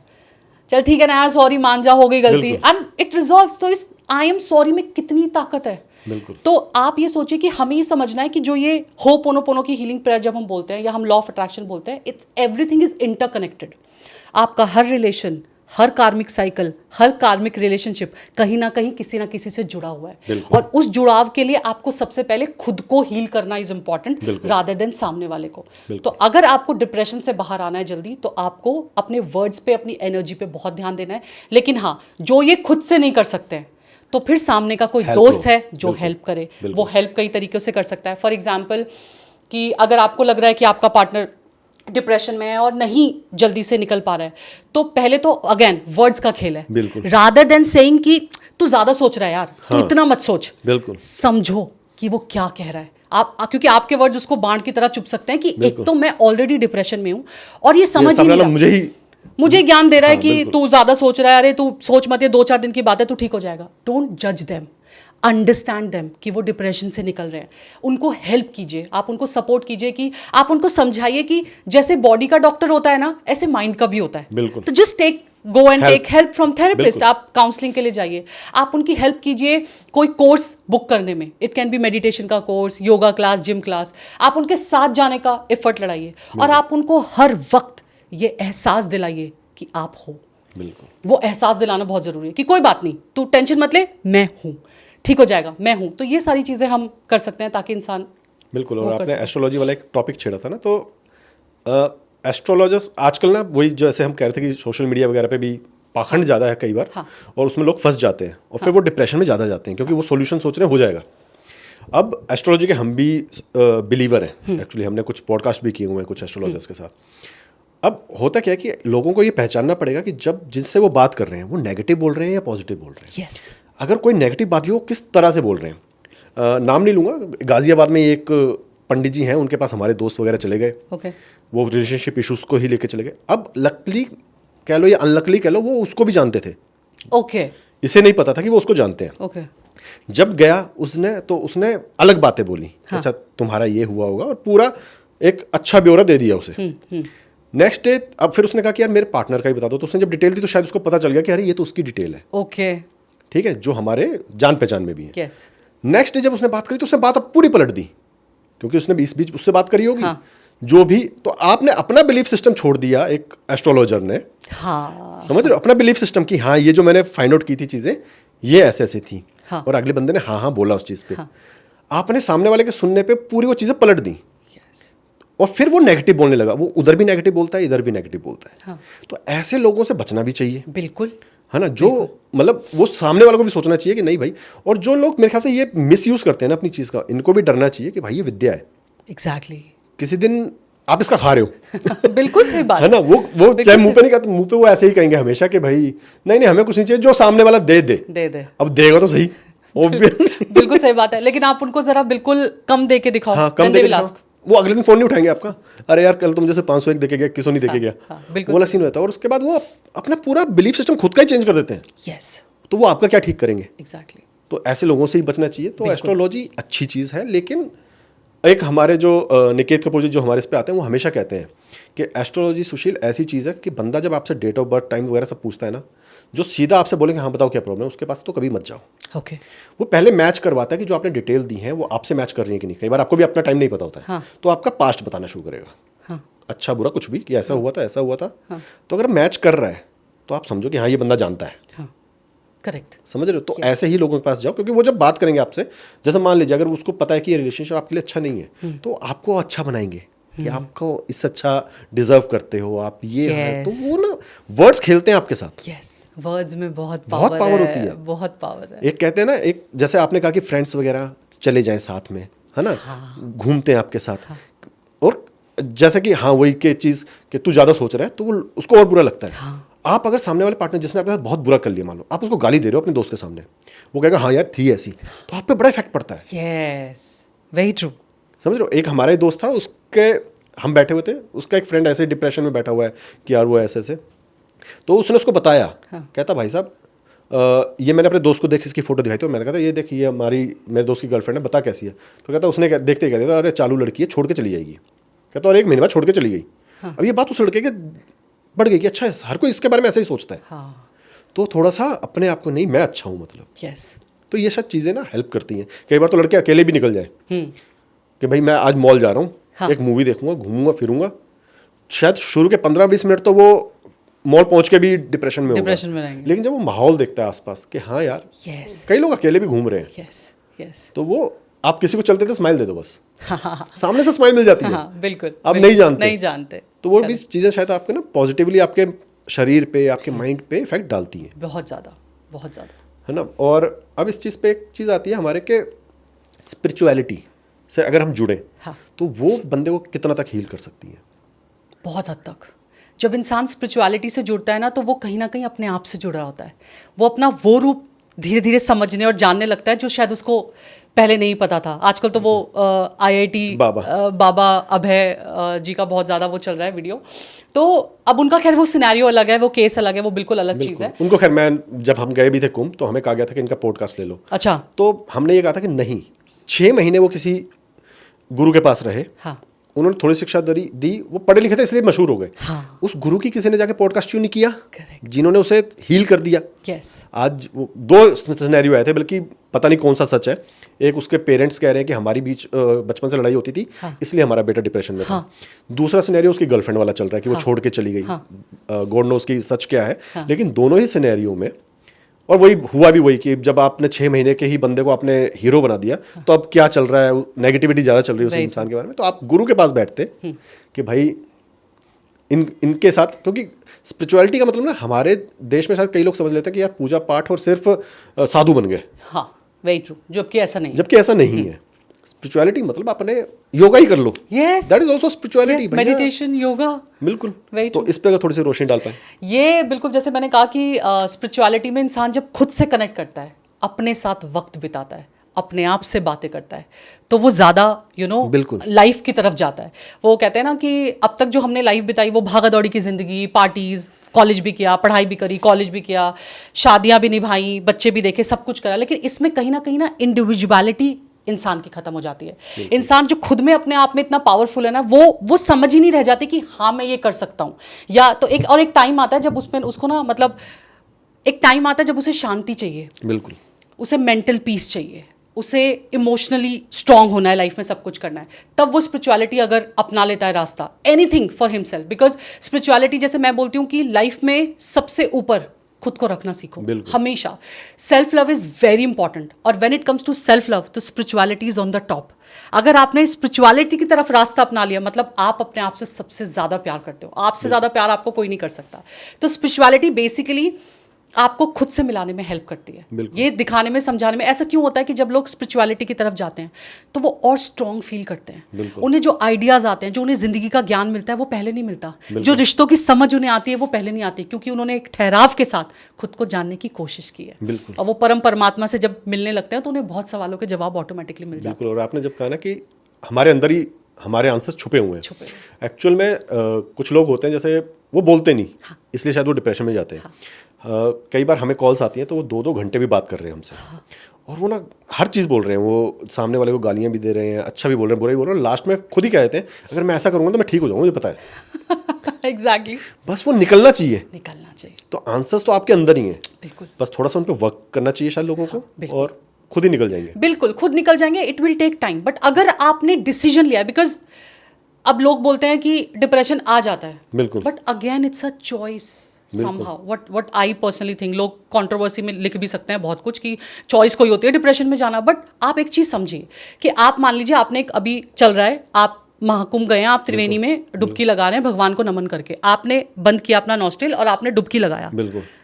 अब चॉइस क्या है, अंदर रहना या बाहर आना। बिल्कुल। सेम गोज विथ, अगर आपके साथ लाइफ में कोई प्रॉब्लम आई है, it can be mental, it can be physical. Let's say depression को हम मेंटल बोलते हैं, फिजिकल भी बहुत है, ये फिजिकल मेंटल दोनों है, लेकिन आपको डिसाइड करना है आपको उससे कितनी जल्दी बाहर आना है। अगर आप कमरा बंद करके बैठे रहोगे, अब बेसिकली जो डिप्रेशन का शिकार है वो या तो सोएगा बहुत या जागेगा बहुत, ठीक है, या तो इनसोम्निया है या हाइपर सोम्निया है, उसको बहुत खाएगा या बिल्कुल नहीं खाएगा, सारे सोशल कनेक्शन बंद कर देगा, सोशल मीडिया बंद कर देगा, फ़ोन बंद कर देगा, दोस्तों से डिस्कनेक्ट हो जाएगा, फ्रेंड से डिस्कनेक्ट हो जाएगा, पार्टीज़ में नहीं जाएगा, जो एक टाइम पे उसकी फेवरेट चीज़ हुआ करती थी वो उसकी तरफ देख भी नहीं रहा। अगर उसे म्यूजिक पसंद था वो नहीं सुन रहा, उसे खाना पसंद था वो नहीं सुन रहा, उसे पेंटिंग करना पसंद था वो नहीं कर रहा। तो ये सारे साइंस हैं कि वो डिप्रेशन में जा रहा है। लेकिन आप, या तो आप समझ जाओ बिल्कुल कि ये डिप्रेशन के साइंस है, अब बहुत हो गया, मुझे इससे बाहर निकलना है, एंड आस्क फॉर हेल्प। बिल्कुल। या तो खुद उठो, जिम जाओ, मेडिटेशन करो, स्पिरिचुअलिटी की तरफ जाओ, अपनी हेल्प खुद करो, या तो अपनी रक्षा स्वयं करो और अपना वो खुद करो, या आप हेल्प मांग लो। और अगर आपके दोस्तों में किसी के ऐसे ट्रेट्स नजर आ रहे हैं तो आप उनकी हेल्प कीजिए, आप आगे आइए और आप उनको समझाइए कि ये है, बट वो कहते हैं ना कि शुरुआत निकल जाएगा, इट्स ओके, हम है ना साथ में, हम साथ में कर लेंगे। So help a person. बिल्कुल। और शायद दोस्तों को, रिश्तेदारों को, घर में भाई बहनों को ये भी ज़रूरत है कि सामने वाला अगर चेंजेस आ रहे हैं उसमें, यस, वो बात नहीं कर रहा है या हाइपर हो रहा है जल्दी, हाँ। तो बजाय ये समझने की एटीट्यूड है, कई बार आप उसको पहचानो कि कहीं प्रॉब्लम में तो नहीं है। प्रॉब्लम में तो नहीं है। कई बार सुसाइडल थॉट्स आते हैं, बिल्कुल। खुद को हार्म करने की सोचता है इंसान, बिल्कुल। और किसी भी बात पे इरिटेट हो जाता है और किसी भी बात पे उसको गुस्सा आ जाता है। तो ये कहीं ना कहीं ट्रेट्स हैं जो फैमिली को भी समझने की जरूरत है। तो अपने आप को लॉक मत कीजिए अंदर, आपकी चॉइस है कि वो डुबकी मार के अंदर रहना है या बाहर आना है। अगर आप बाहर आना चाहते हैं और आपकी इंटेंशन बाहर आके ठीक होके वापस काम पे लगने की है, ट्रस्ट मी, यूनिवर्स आपको साइन देगा, आपको वो लोग देगा। बिल्कुल। कि वो आप बाय डिफॉल्ट आपके पास ऐसे लोग आने शुरू हो जाएंगे जो आपको हेल्प करेंगे। बिकॉज मैं एग्जांपल देना चाहूँगा, मैं भी कभी डिप्रेशन में था हाल फिलहाल में। जब मैंने सोचा ना, तो मैं आप जैसे लोगों से जुड़ा हूँ। मतलब मेरे पास वो रिसोर्सेज बहुत पहले से थे जो स्पिरिचुअलिटी की तरफ मुझे लोगों से मिलवाते। मैं मतलब तकरीबन 3-4 साल से उन लोगों को जानता हूँ जो आज मुझे उन लोगों से मिलवा रहे हैं जिनसे वो पहले ही मिलवा सकते थे, लेकिन कभी सोचा ही नहीं। और जब आप, और यही टाइमली हेल्प वाली, जब आप बात करो ना हेल्प की, हम कई बार ना मतलब जब तक हम बिल्कुल डूब नहीं जाते तब तक हम हेल्प मांगते ही नहीं। लेकिन टाइमली हेल्प, क्योंकि हम ये सोचते हैं अरे नहीं यार निकल जाऊंगा, लेकिन मेरे ख्याल से हमें समझना पड़ेगा टाइमली हेल्प मिल जाए तो आप शायद उतना नीचे जाओ ही ना। बिल्कुल, आपको ये समझने की ज़रूरत है कि जब कोई भी घाव है, बिल्कुल, अगर शुरू में चोट लगी है और आपने उसका इलाज करा लिया तो वो जल्दी ठीक हो जाएगा, लेकिन अगर आपने उस घाव को सड़ने दिया then it will take time to heal. बिल्कुल। तो बेटर है कि जितनी जल्दी आप समझ जाओ और आपके आसपास के लोग समझ जाएं, दोस्त समझ जाएं, फैमिली समझ जाए, उतनी जल्दी आप इस चीज़ से बाहर आ सकते हैं। बिल्कुल। और रिलेशनशिप वाले लोगों को भी कहना चाहूँगा ये चीज़ कि वो जो हम बात कर रहे थे पहले भी ना, कि एक एग्जाम्पल दिया था कि भाई उसने देखा कि कॉल रिकॉर्ड्स डिलीट हो रही हैं, हाँ, कॉल हिस्ट्री डिलीट हो रही है, तो उसे शक वहीं से था। शक क्या, उसे विश्वास ही था। हाँ। लेकिन वो उस टाइम लेट गो कर रहा था, क्योंकि यार मैं इस चीज़ से कैसे निकल पाऊंगा अगर मैं, अरे उसी टाइम निकलो, और जो हेल्प आप आज ले रहे हो वो उस टाइम भी मिलेगी आपको। Very true, very true. वो अवेलेबल है मार्केट में। एक चीज़ होती है, हम नेगेटिव ज़्यादा सोचते हैं। जैसे आपने भी सुना होगा, हर कोई ये कहता है यार दुनिया किसी को आगे बढ़ते हुए देखना नहीं चाहती। बिल्कुल। लेकिन मैं कहता हूँ दुनिया आगे बढ़ने वालों के पीछे ही लगती है। हाँ, बिल्कुल सही बात। एक गाना भी आपने सुना हो कि शेरा उठ जरा ते अंदाज दिखा अपना। बिल्कुल सही बात है ना, दुनिया बेताब है तेरी परवाज देखने, मतलब तुझे उठते देखने के लिए दुनिया बेताब है। वो दुनिया हमेशा ढूंढ रही है एक बंदा जिसका वो एग्जाम्पल दे पाए, खुद को कंपेयर कर पाए कि मैं भी ये कर सकता हूँ। तो दुनिया आपको डुबोने के लिए नहीं होती, बिल्कुल, रिश्तेदार आपको डुबोने के लिए नहीं होते। बिल्कुल सही बात है। ये हम कर देते हैं कि भाई रिश्तेदार लोग हैं ये आपका बुरा सोचते हैं, नहीं, आप अच्छा करोगे ना वो हमेशा आपका एग्जाम्पल देंगे अब दूसरों को, यार उसको देखो कितना अच्छा कर रहा है। तो ऑलवेज थिंक पॉजिटिव, क्योंकि यूनिवर्स पॉजिटिव समझता है। एक वो एग्जाम्पल मैंने बहुत पहले एक पॉडकास्ट में दिया भी था कि नहीं समझता यूनिवर्स। तो वो परिणीति चोपड़ा ने कह दिया था कहीं पे कि भाई I will never marry a politician ever. Yes, वो नेवर वर्ड समझा ही नहीं, यूनिवर्स समझा ही नहीं। Exactly. तो कभी भी नेगेटिव मत बोलो। अगर आप ये कहते हैं ना यार मैं ऐसे बंदे से शादी करना चाहती हूँ, that is positive. Positive words. तो नेगेटिव वर्ड्स तो यूनिवर्स भी कहता है मुझे नहीं समझ में आते। अब वो कंफ्यूज हो जाता है मैं करना क्या, हौच पौच करवाऊँ कि ना करवाऊँ। हाँ, तो ये वही क्रक्स है कि power of words are like very important, very important. आप खुद से क्या कह रहे हो और आप सामने वाले से क्या कह रहे हो और आप क्या सुन रहे हो। आप सुनिए भी मत ना, ये आपकी, जैसे मैंने कहा ना कि डुबकी लगा के बाहर आना भी आपके हाथ में है। तो आपके हाथ में है वो। फिर बुरा मत देखो, बुरा मत सुनो, बुरा मत बोलो, it's completely in your hand. And sometimes जैसे आपने बहुत खूबसूरत बात बोली कि ऐसा नहीं है रिश्तेदार आपको खींच रहे हैं, कुछ कर रहे हैं, वो कहीं ना कहीं यूनिवर्स के भेजे लोग ही हैं। ऐसा क्यों होता है कि मैक्सिमम जब आप लोगों को सक्सेसफुल होता देखोगे ना, इसमें से कुछ बहुत कम परसेंटेज है जो खुद से मोटिवेटेड होकर सक्सेसफुल हो रही है, बट ज्यादा परसेंटेज किसकी है कि अब दिखाता हूँ। हाँ, बिल्कुल। मुझे रिश्तेदारों ने बोला तू सक्सेसफुल नहीं होगा, मेरे पेरेंट्स ने बोला तेरा लाइफ में कुछ नहीं होगा, बट मैं करके दिखाऊंगा। वो पॉजिटिवली लिया उन्होंने, and then they have done it. तो मैं ये मानती हूँ, और मैंने बहुत जगह पढ़ा है कि आपके जो शत्रु है ना, या आपके जो रिश्तेदार हैं जिन्हें आप बोलते हो कि आपको बढ़ता देखना नहीं चाहते, आप उनको भी जाके ना नमन कीजिए। बिल्कुल, इट्स वेरी इंपॉर्टेंट, क्योंकि कहीं ना कहीं उनके वो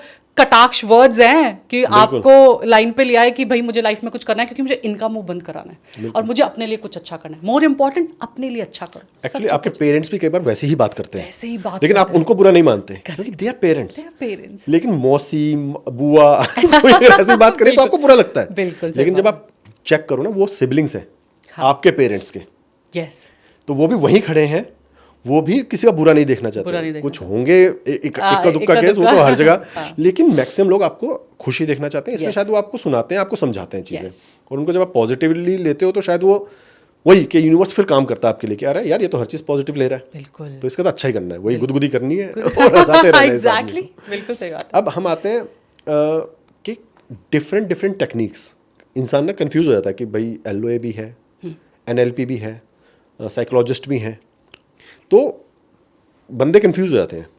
तो क्या तीनों टेक्निक्स का तरीका भी अलग है, लेकिन क्या तीनों की हेल्प लेनी चाहिए, किसी एक को आपको पकड़ के उसी पे स्टक रहना चाहिए? आइडली आपको एक को आप जो भी एक रेमेडी करना चाह रहे हैं, चाहे वो LOA हो सकती है, NLP हो सकती है, कुछ भी हो सकती है, मेरा ये सजेशन है कि लाइफ में आप कुछ भी करते हो ना, आप करियर पे भी जाते हो, आप थोड़ा टाइम देते हो। बिल्कुल। आप कोई कोर्स करते हो, आप 2 दिन में डॉक्टर नहीं बदलते। आप बोलते इसने मुझे वशीकरण नहीं हो रहा है कि 1 हफ्ते में ठीक हो जाओगे आप, तो आपको लगता है अभी तो 2 ही दिन हुए, मुझे दवाई असर नहीं करी, मैं किसी और के पास जाता हूँ। आप वो 1 हफ्ते का कोर्स पूरा करते हो, तो आप जिस किसी के भी पास जा रहे हो, पूरे पॉजिटिव थॉट प्रोसेस के साथ जाओ, इस थॉट के साथ जाओ कि मैं ठीक होके वापस आऊंगा। बिल्कुल। अगर इस थॉट के साथ जा रहे हो कि पता नहीं चलेगा, नहीं चलेगा, तो फिर ना एस्ट्रोलॉजी चलेगी, ना न्यूमरोलॉजी चलेगी, ना LOA चलेगा, ना NLP चलेगा। बट अगर इस थॉट से आप जा रहे हो कि चाहे वो NLP टेक्निक है, मुझे इससे हेल्प होगी, मैं इसको शिद्दत से 6 महीने प्रैक्टिस करता हूँ, मैं LOA के लिए जा रहा हूँ, मैं शिद्दत से 6 मंथ्स प्रैक्टिस करूंगा और वो पेशेंस रखूंगा। एस्ट्रोलॉजी के लिए जा रहा हूं, मैं पेशेंस रखूंगा रिजल्ट का, बिकॉज अगले दिन रिजल्ट नहीं आता। तो आप टेक्निक कोई भी यूज कर सकते हो, लेकिन आप उसको वक्त देना पड़ेगा, और वक्त can be different for everybody. किसी चीज का रिजल्ट मुझे 30 दिन में मिला है, हो सकता है आपको 25 दिन में मिले, आपकी शिद्दत मेरे से ज्यादा थी। किसी को हो सकता है उसको 60 दिन में रिजल्ट मिले, क्योंकि कुछ तो उसके मेंटल कुछ चल रहा था ना कि अब पैसा कमाना है, बट मेंटल बैगेज क्या है, मेरी तो फैमिली में किसी ने नहीं कमाया, मेरी फैमिली में किसी के पास इतनी कार नहीं थी, मेरी फैमिली में किसी ने यूट्यूब नहीं करा, तो मैं यूट्यूब कैसे कर लूँ। तो बैक ऑफ द माइंड जो चीज़ें आपको लेके नीचे धकेल रही है ना, उसकी वजह से भी आपकी मैनिफेस्टेशन डिले होती है, या आपका जो भी आप डिप्रेशन से बाहर आना चाह रहे हो या एंजाइटी से बाहर आना चाह रहे हो, तो वो आपको वक्त लगता है।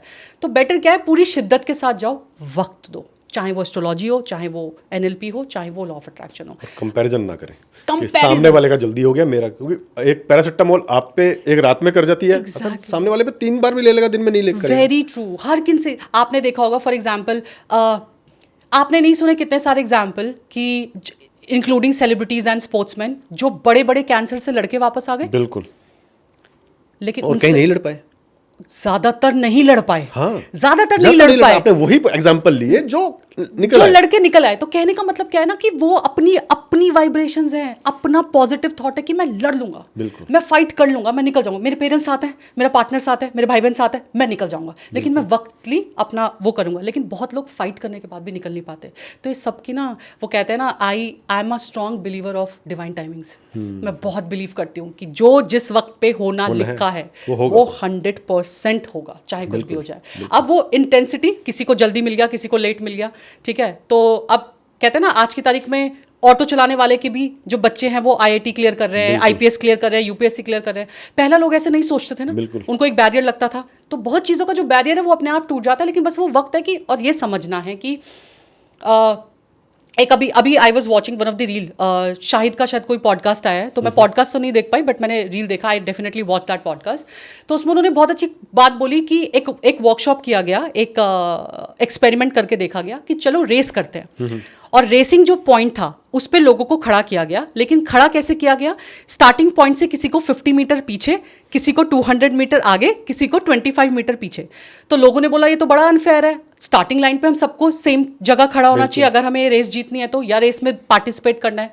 तो उन्होंने बोला नहीं, आपको ये समझने की जरूरत है कि हर किसी इंसान की रेस अलग अलग पॉइंट से स्टार्ट हुई है। तो जिससे आप कंपैरिजन कर रहे हो, आपको वो कंपैरिजन करना ही नहीं है, क्योंकि किसी ने शुरुआत 50 मीटर्स पीछे से करी है, किसी ने 200 मीटर आगे से करी है। तो कहते हैं ना, हम अपना चैप्टर नंबर 1 किसी के चैप्टर नंबर 20 से नहीं कंपैरिजन कर सकते। अब मैं अपनी लाइफ सोशल मीडिया की हाईलाइटेड रील से कंपैरिजन नहीं कर सकती। तो ये समझना है कि हर इंसान के लिए अलग अलग टाइमिंग्स पे काम करता है, इंडिविजुअलिटी सबकी अलग है, सबके डिवाइन पावर्स अलग हैं, सबके कर्मास अलग हैं। तो सबको अपने वक्त के हिसाब से मिल जाएगा, बट आप वक्त दे के किसी एक चीज़ को कीजिए और बैरियर तोड़िए। जैसे जो पॉडकास्ट की आप बात कर रहे हो शाहिद के, शाहिद ने उसमें एक बात कही थी कि till Padmaavat, even Padmaavat movie में भी, उन्हें ना लेसर दिखाया जाता था और उनको फील करवाया जाता कि you are lesser than this The other person, हाँ, कि सामने वाला जो आपका एक्टर है उससे लेसर हो। कहते उसके बाद ना मैंने वो बैरियर तोड़ा कि मुझे मूवी ही वो करनी है जिसमें कोई और हो ही ना। तो ना कबीर सिंह करी। क्या हाँ देन कबीर सिंह ने कहते कि मैंने वो बैरियर तोड़ के जब बाहर आया ना कि ऐसे लोगों के बीच में रहना ही नहीं मुझे, जो मुझे लेसर कि भाई अगर रणवीर सिंह आपके सामने है तो ये भाई खिलजी का रोल कर रहा है, ये ज़्यादा बड़ा तुम्हारा तो कहते मैं ये सोच के मैंने वो मूवी कर दी कि राजपूत का रोल मिल रहा है। हाँ ओके। पर आपको लेसर फील करवाया, राजपूतों को भी लेसर फील करवा दिया उस मूवी में। कहते अब मैंने की कबीर सिंह, मूवी कितनी नेगेटिव है अगर देखा जाए तो, यस यस, बट उसने इनको पॉजिटिव इसकी एक इमेज बना दी इंडस्ट्री में कि यार शाहिद एक्टर है और ये वर्सटाइल एक्टर है। तो आपने बैरियर तोड़ दिया, बैरियर तोड़ दिया। तो बिलीव रखना है, टाइम देना है हर चीज़ को। Correct correct. वो जहाँ उनको पहली बार करवाया होगा लेसर फील, वहीं छोड़ देते चीज़ों को तो शायद अच्छा शायद नहीं होता। बिल्कुल एग्जैक्टली बिल्कुल। एग्जैक्टली। अब एंड में जो लोग रिलेशनशिप्स में आके एक्सट्रीम स्टेप उठाते हैं, उनको रोकने के लिए कि वो एक चीज़ सुने। जैसे क्या होता है, हम रीज़न तो कुछ भी दे सकते हैं कि हमारे कानून, जैसे एक एग्जांपल था अभी अतुल सुभाष का सबने सुना, हाँ तो ठीक है रीज़न हम दे सकते हैं कि यार लड़कों के लिए कोई कानून नहीं है। हाँ लेकिन वो उस एक्सट्रीम स्टेप तक पहुंच गए, परेशान हुए वो। लेकिन मेरे ख्याल से उस सिचुएशन से भी निकला जा सकता था अगर आपको राइट पर्सन, राइट गाइडेंस मिल जाती। तो ऐसे लोगों के लिए क्या गाइडेंस हो सकती है? सी वही है कि आप ना, कल मैं बहुत मतलब हम जब कोई चीज़ करते हैं, जैसे फॉर एग्जांपल मैं अपनी बात करूं या मैंने जो सीखा है इतने सालों में, कि एकदम किसी कंक्लूजन पे मत आओ। और ये भी बात सही है कि कंक्लूजन पे इंसान अचानक से नहीं आता। ये इतना साल उनके साथ कुछ हुआ तभी उन्होंने इतना बड़ा स्टेप उठाया।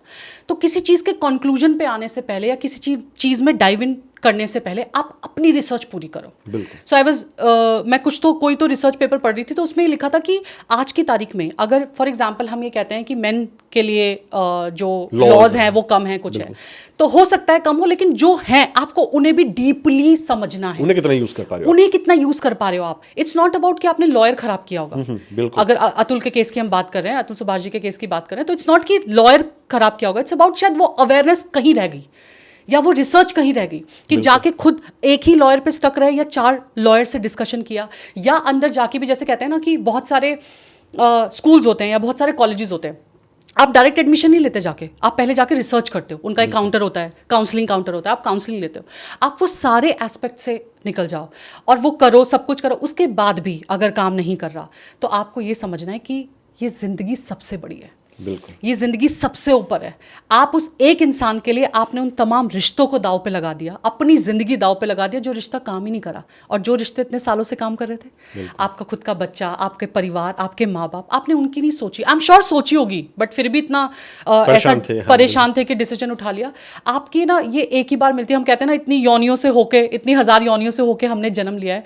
ये ज़िंदगी बहुत खूबसूरत है। अगर आप इससे फाइट कर जाते तो आप दुनिया के लिए मिसाल बन जाते, है ना। तो वो हम ये सोचते हैं ना कि हम इससे निकलना कैसे, that is very important, rather than कि आपने अपनी ज़िंदगी को इतना छोटा और हल्के में ले लिया कि सिर्फ एक रिलेशनशिप की वजह से आप इतने परेशान हो गए कि आपने इतना बड़ा कदम उठा लिया। आप हेल्प मांगते, आप और रिसर्च करते और 4 जगह से बात करते, तो शायद कुछ तो ऐसा पॉइंट निकलता। बिकॉज मैंने कहा ना, जब आप रेडी हो कि मुझे इससे बाहर निकलना है या मुझे करना है, तो आपको मिल जाएंगे। तो एंड करना अपनी लाइफ को कोई सोल्यूशन नहीं है। बिल्कुल। और आपने जो लॉ पे बात करी ना, ये फैक्ट है कि लोग, लड़कों के लिए लॉज हैं, वही कि सही सलाह शायद आपने नहीं ली। इसका एक एग्जांपल है, हम एक सॉफ्टवेयर कंपनी में जॉब करते थे, तो उस टाइम दिल्ली पुलिस का एक हमारे पास एक प्रोजेक्ट था। तो हम ये मयूर विहार जाया करते थे। तो वहाँ पे एक पुलिस स्टेशन है, वहाँ पे हमें बैठ के डेटास पे काम करना पड़ता था।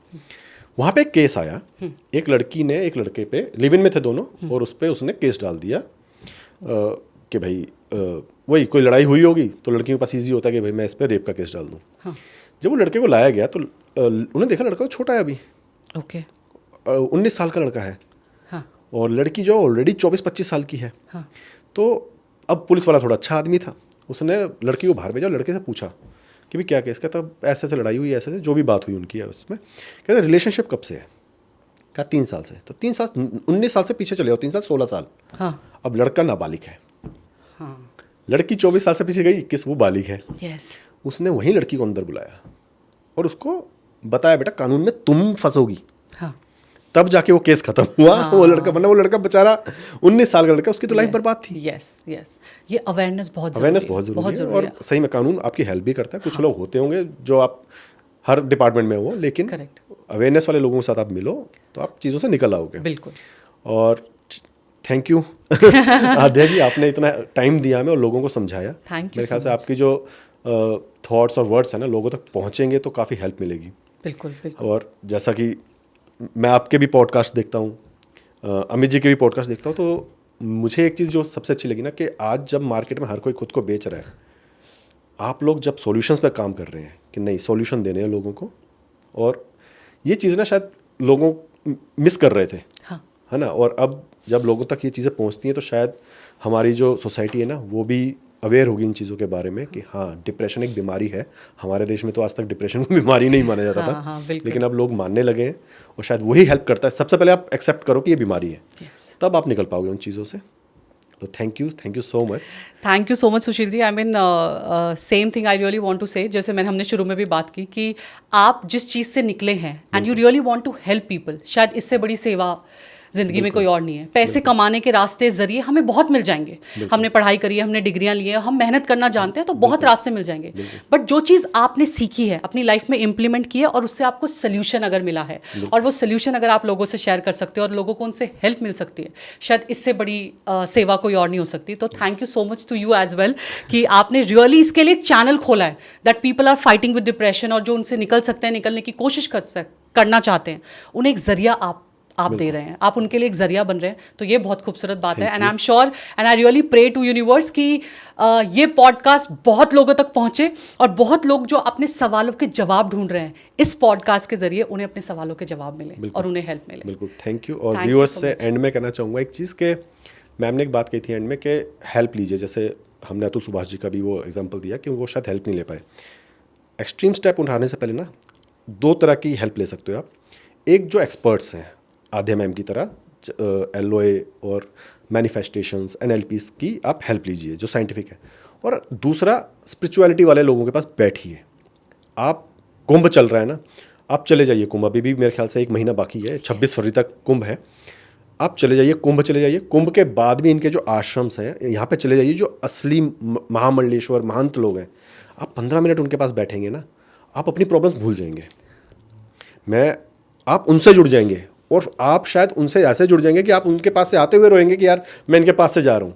क्योंकि वो लोग जो नॉलेज देते हैं ना, आपको यहाँ से रिफ़्रेश कर देते हैं।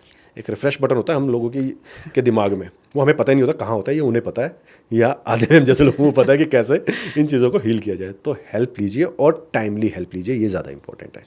Thank you.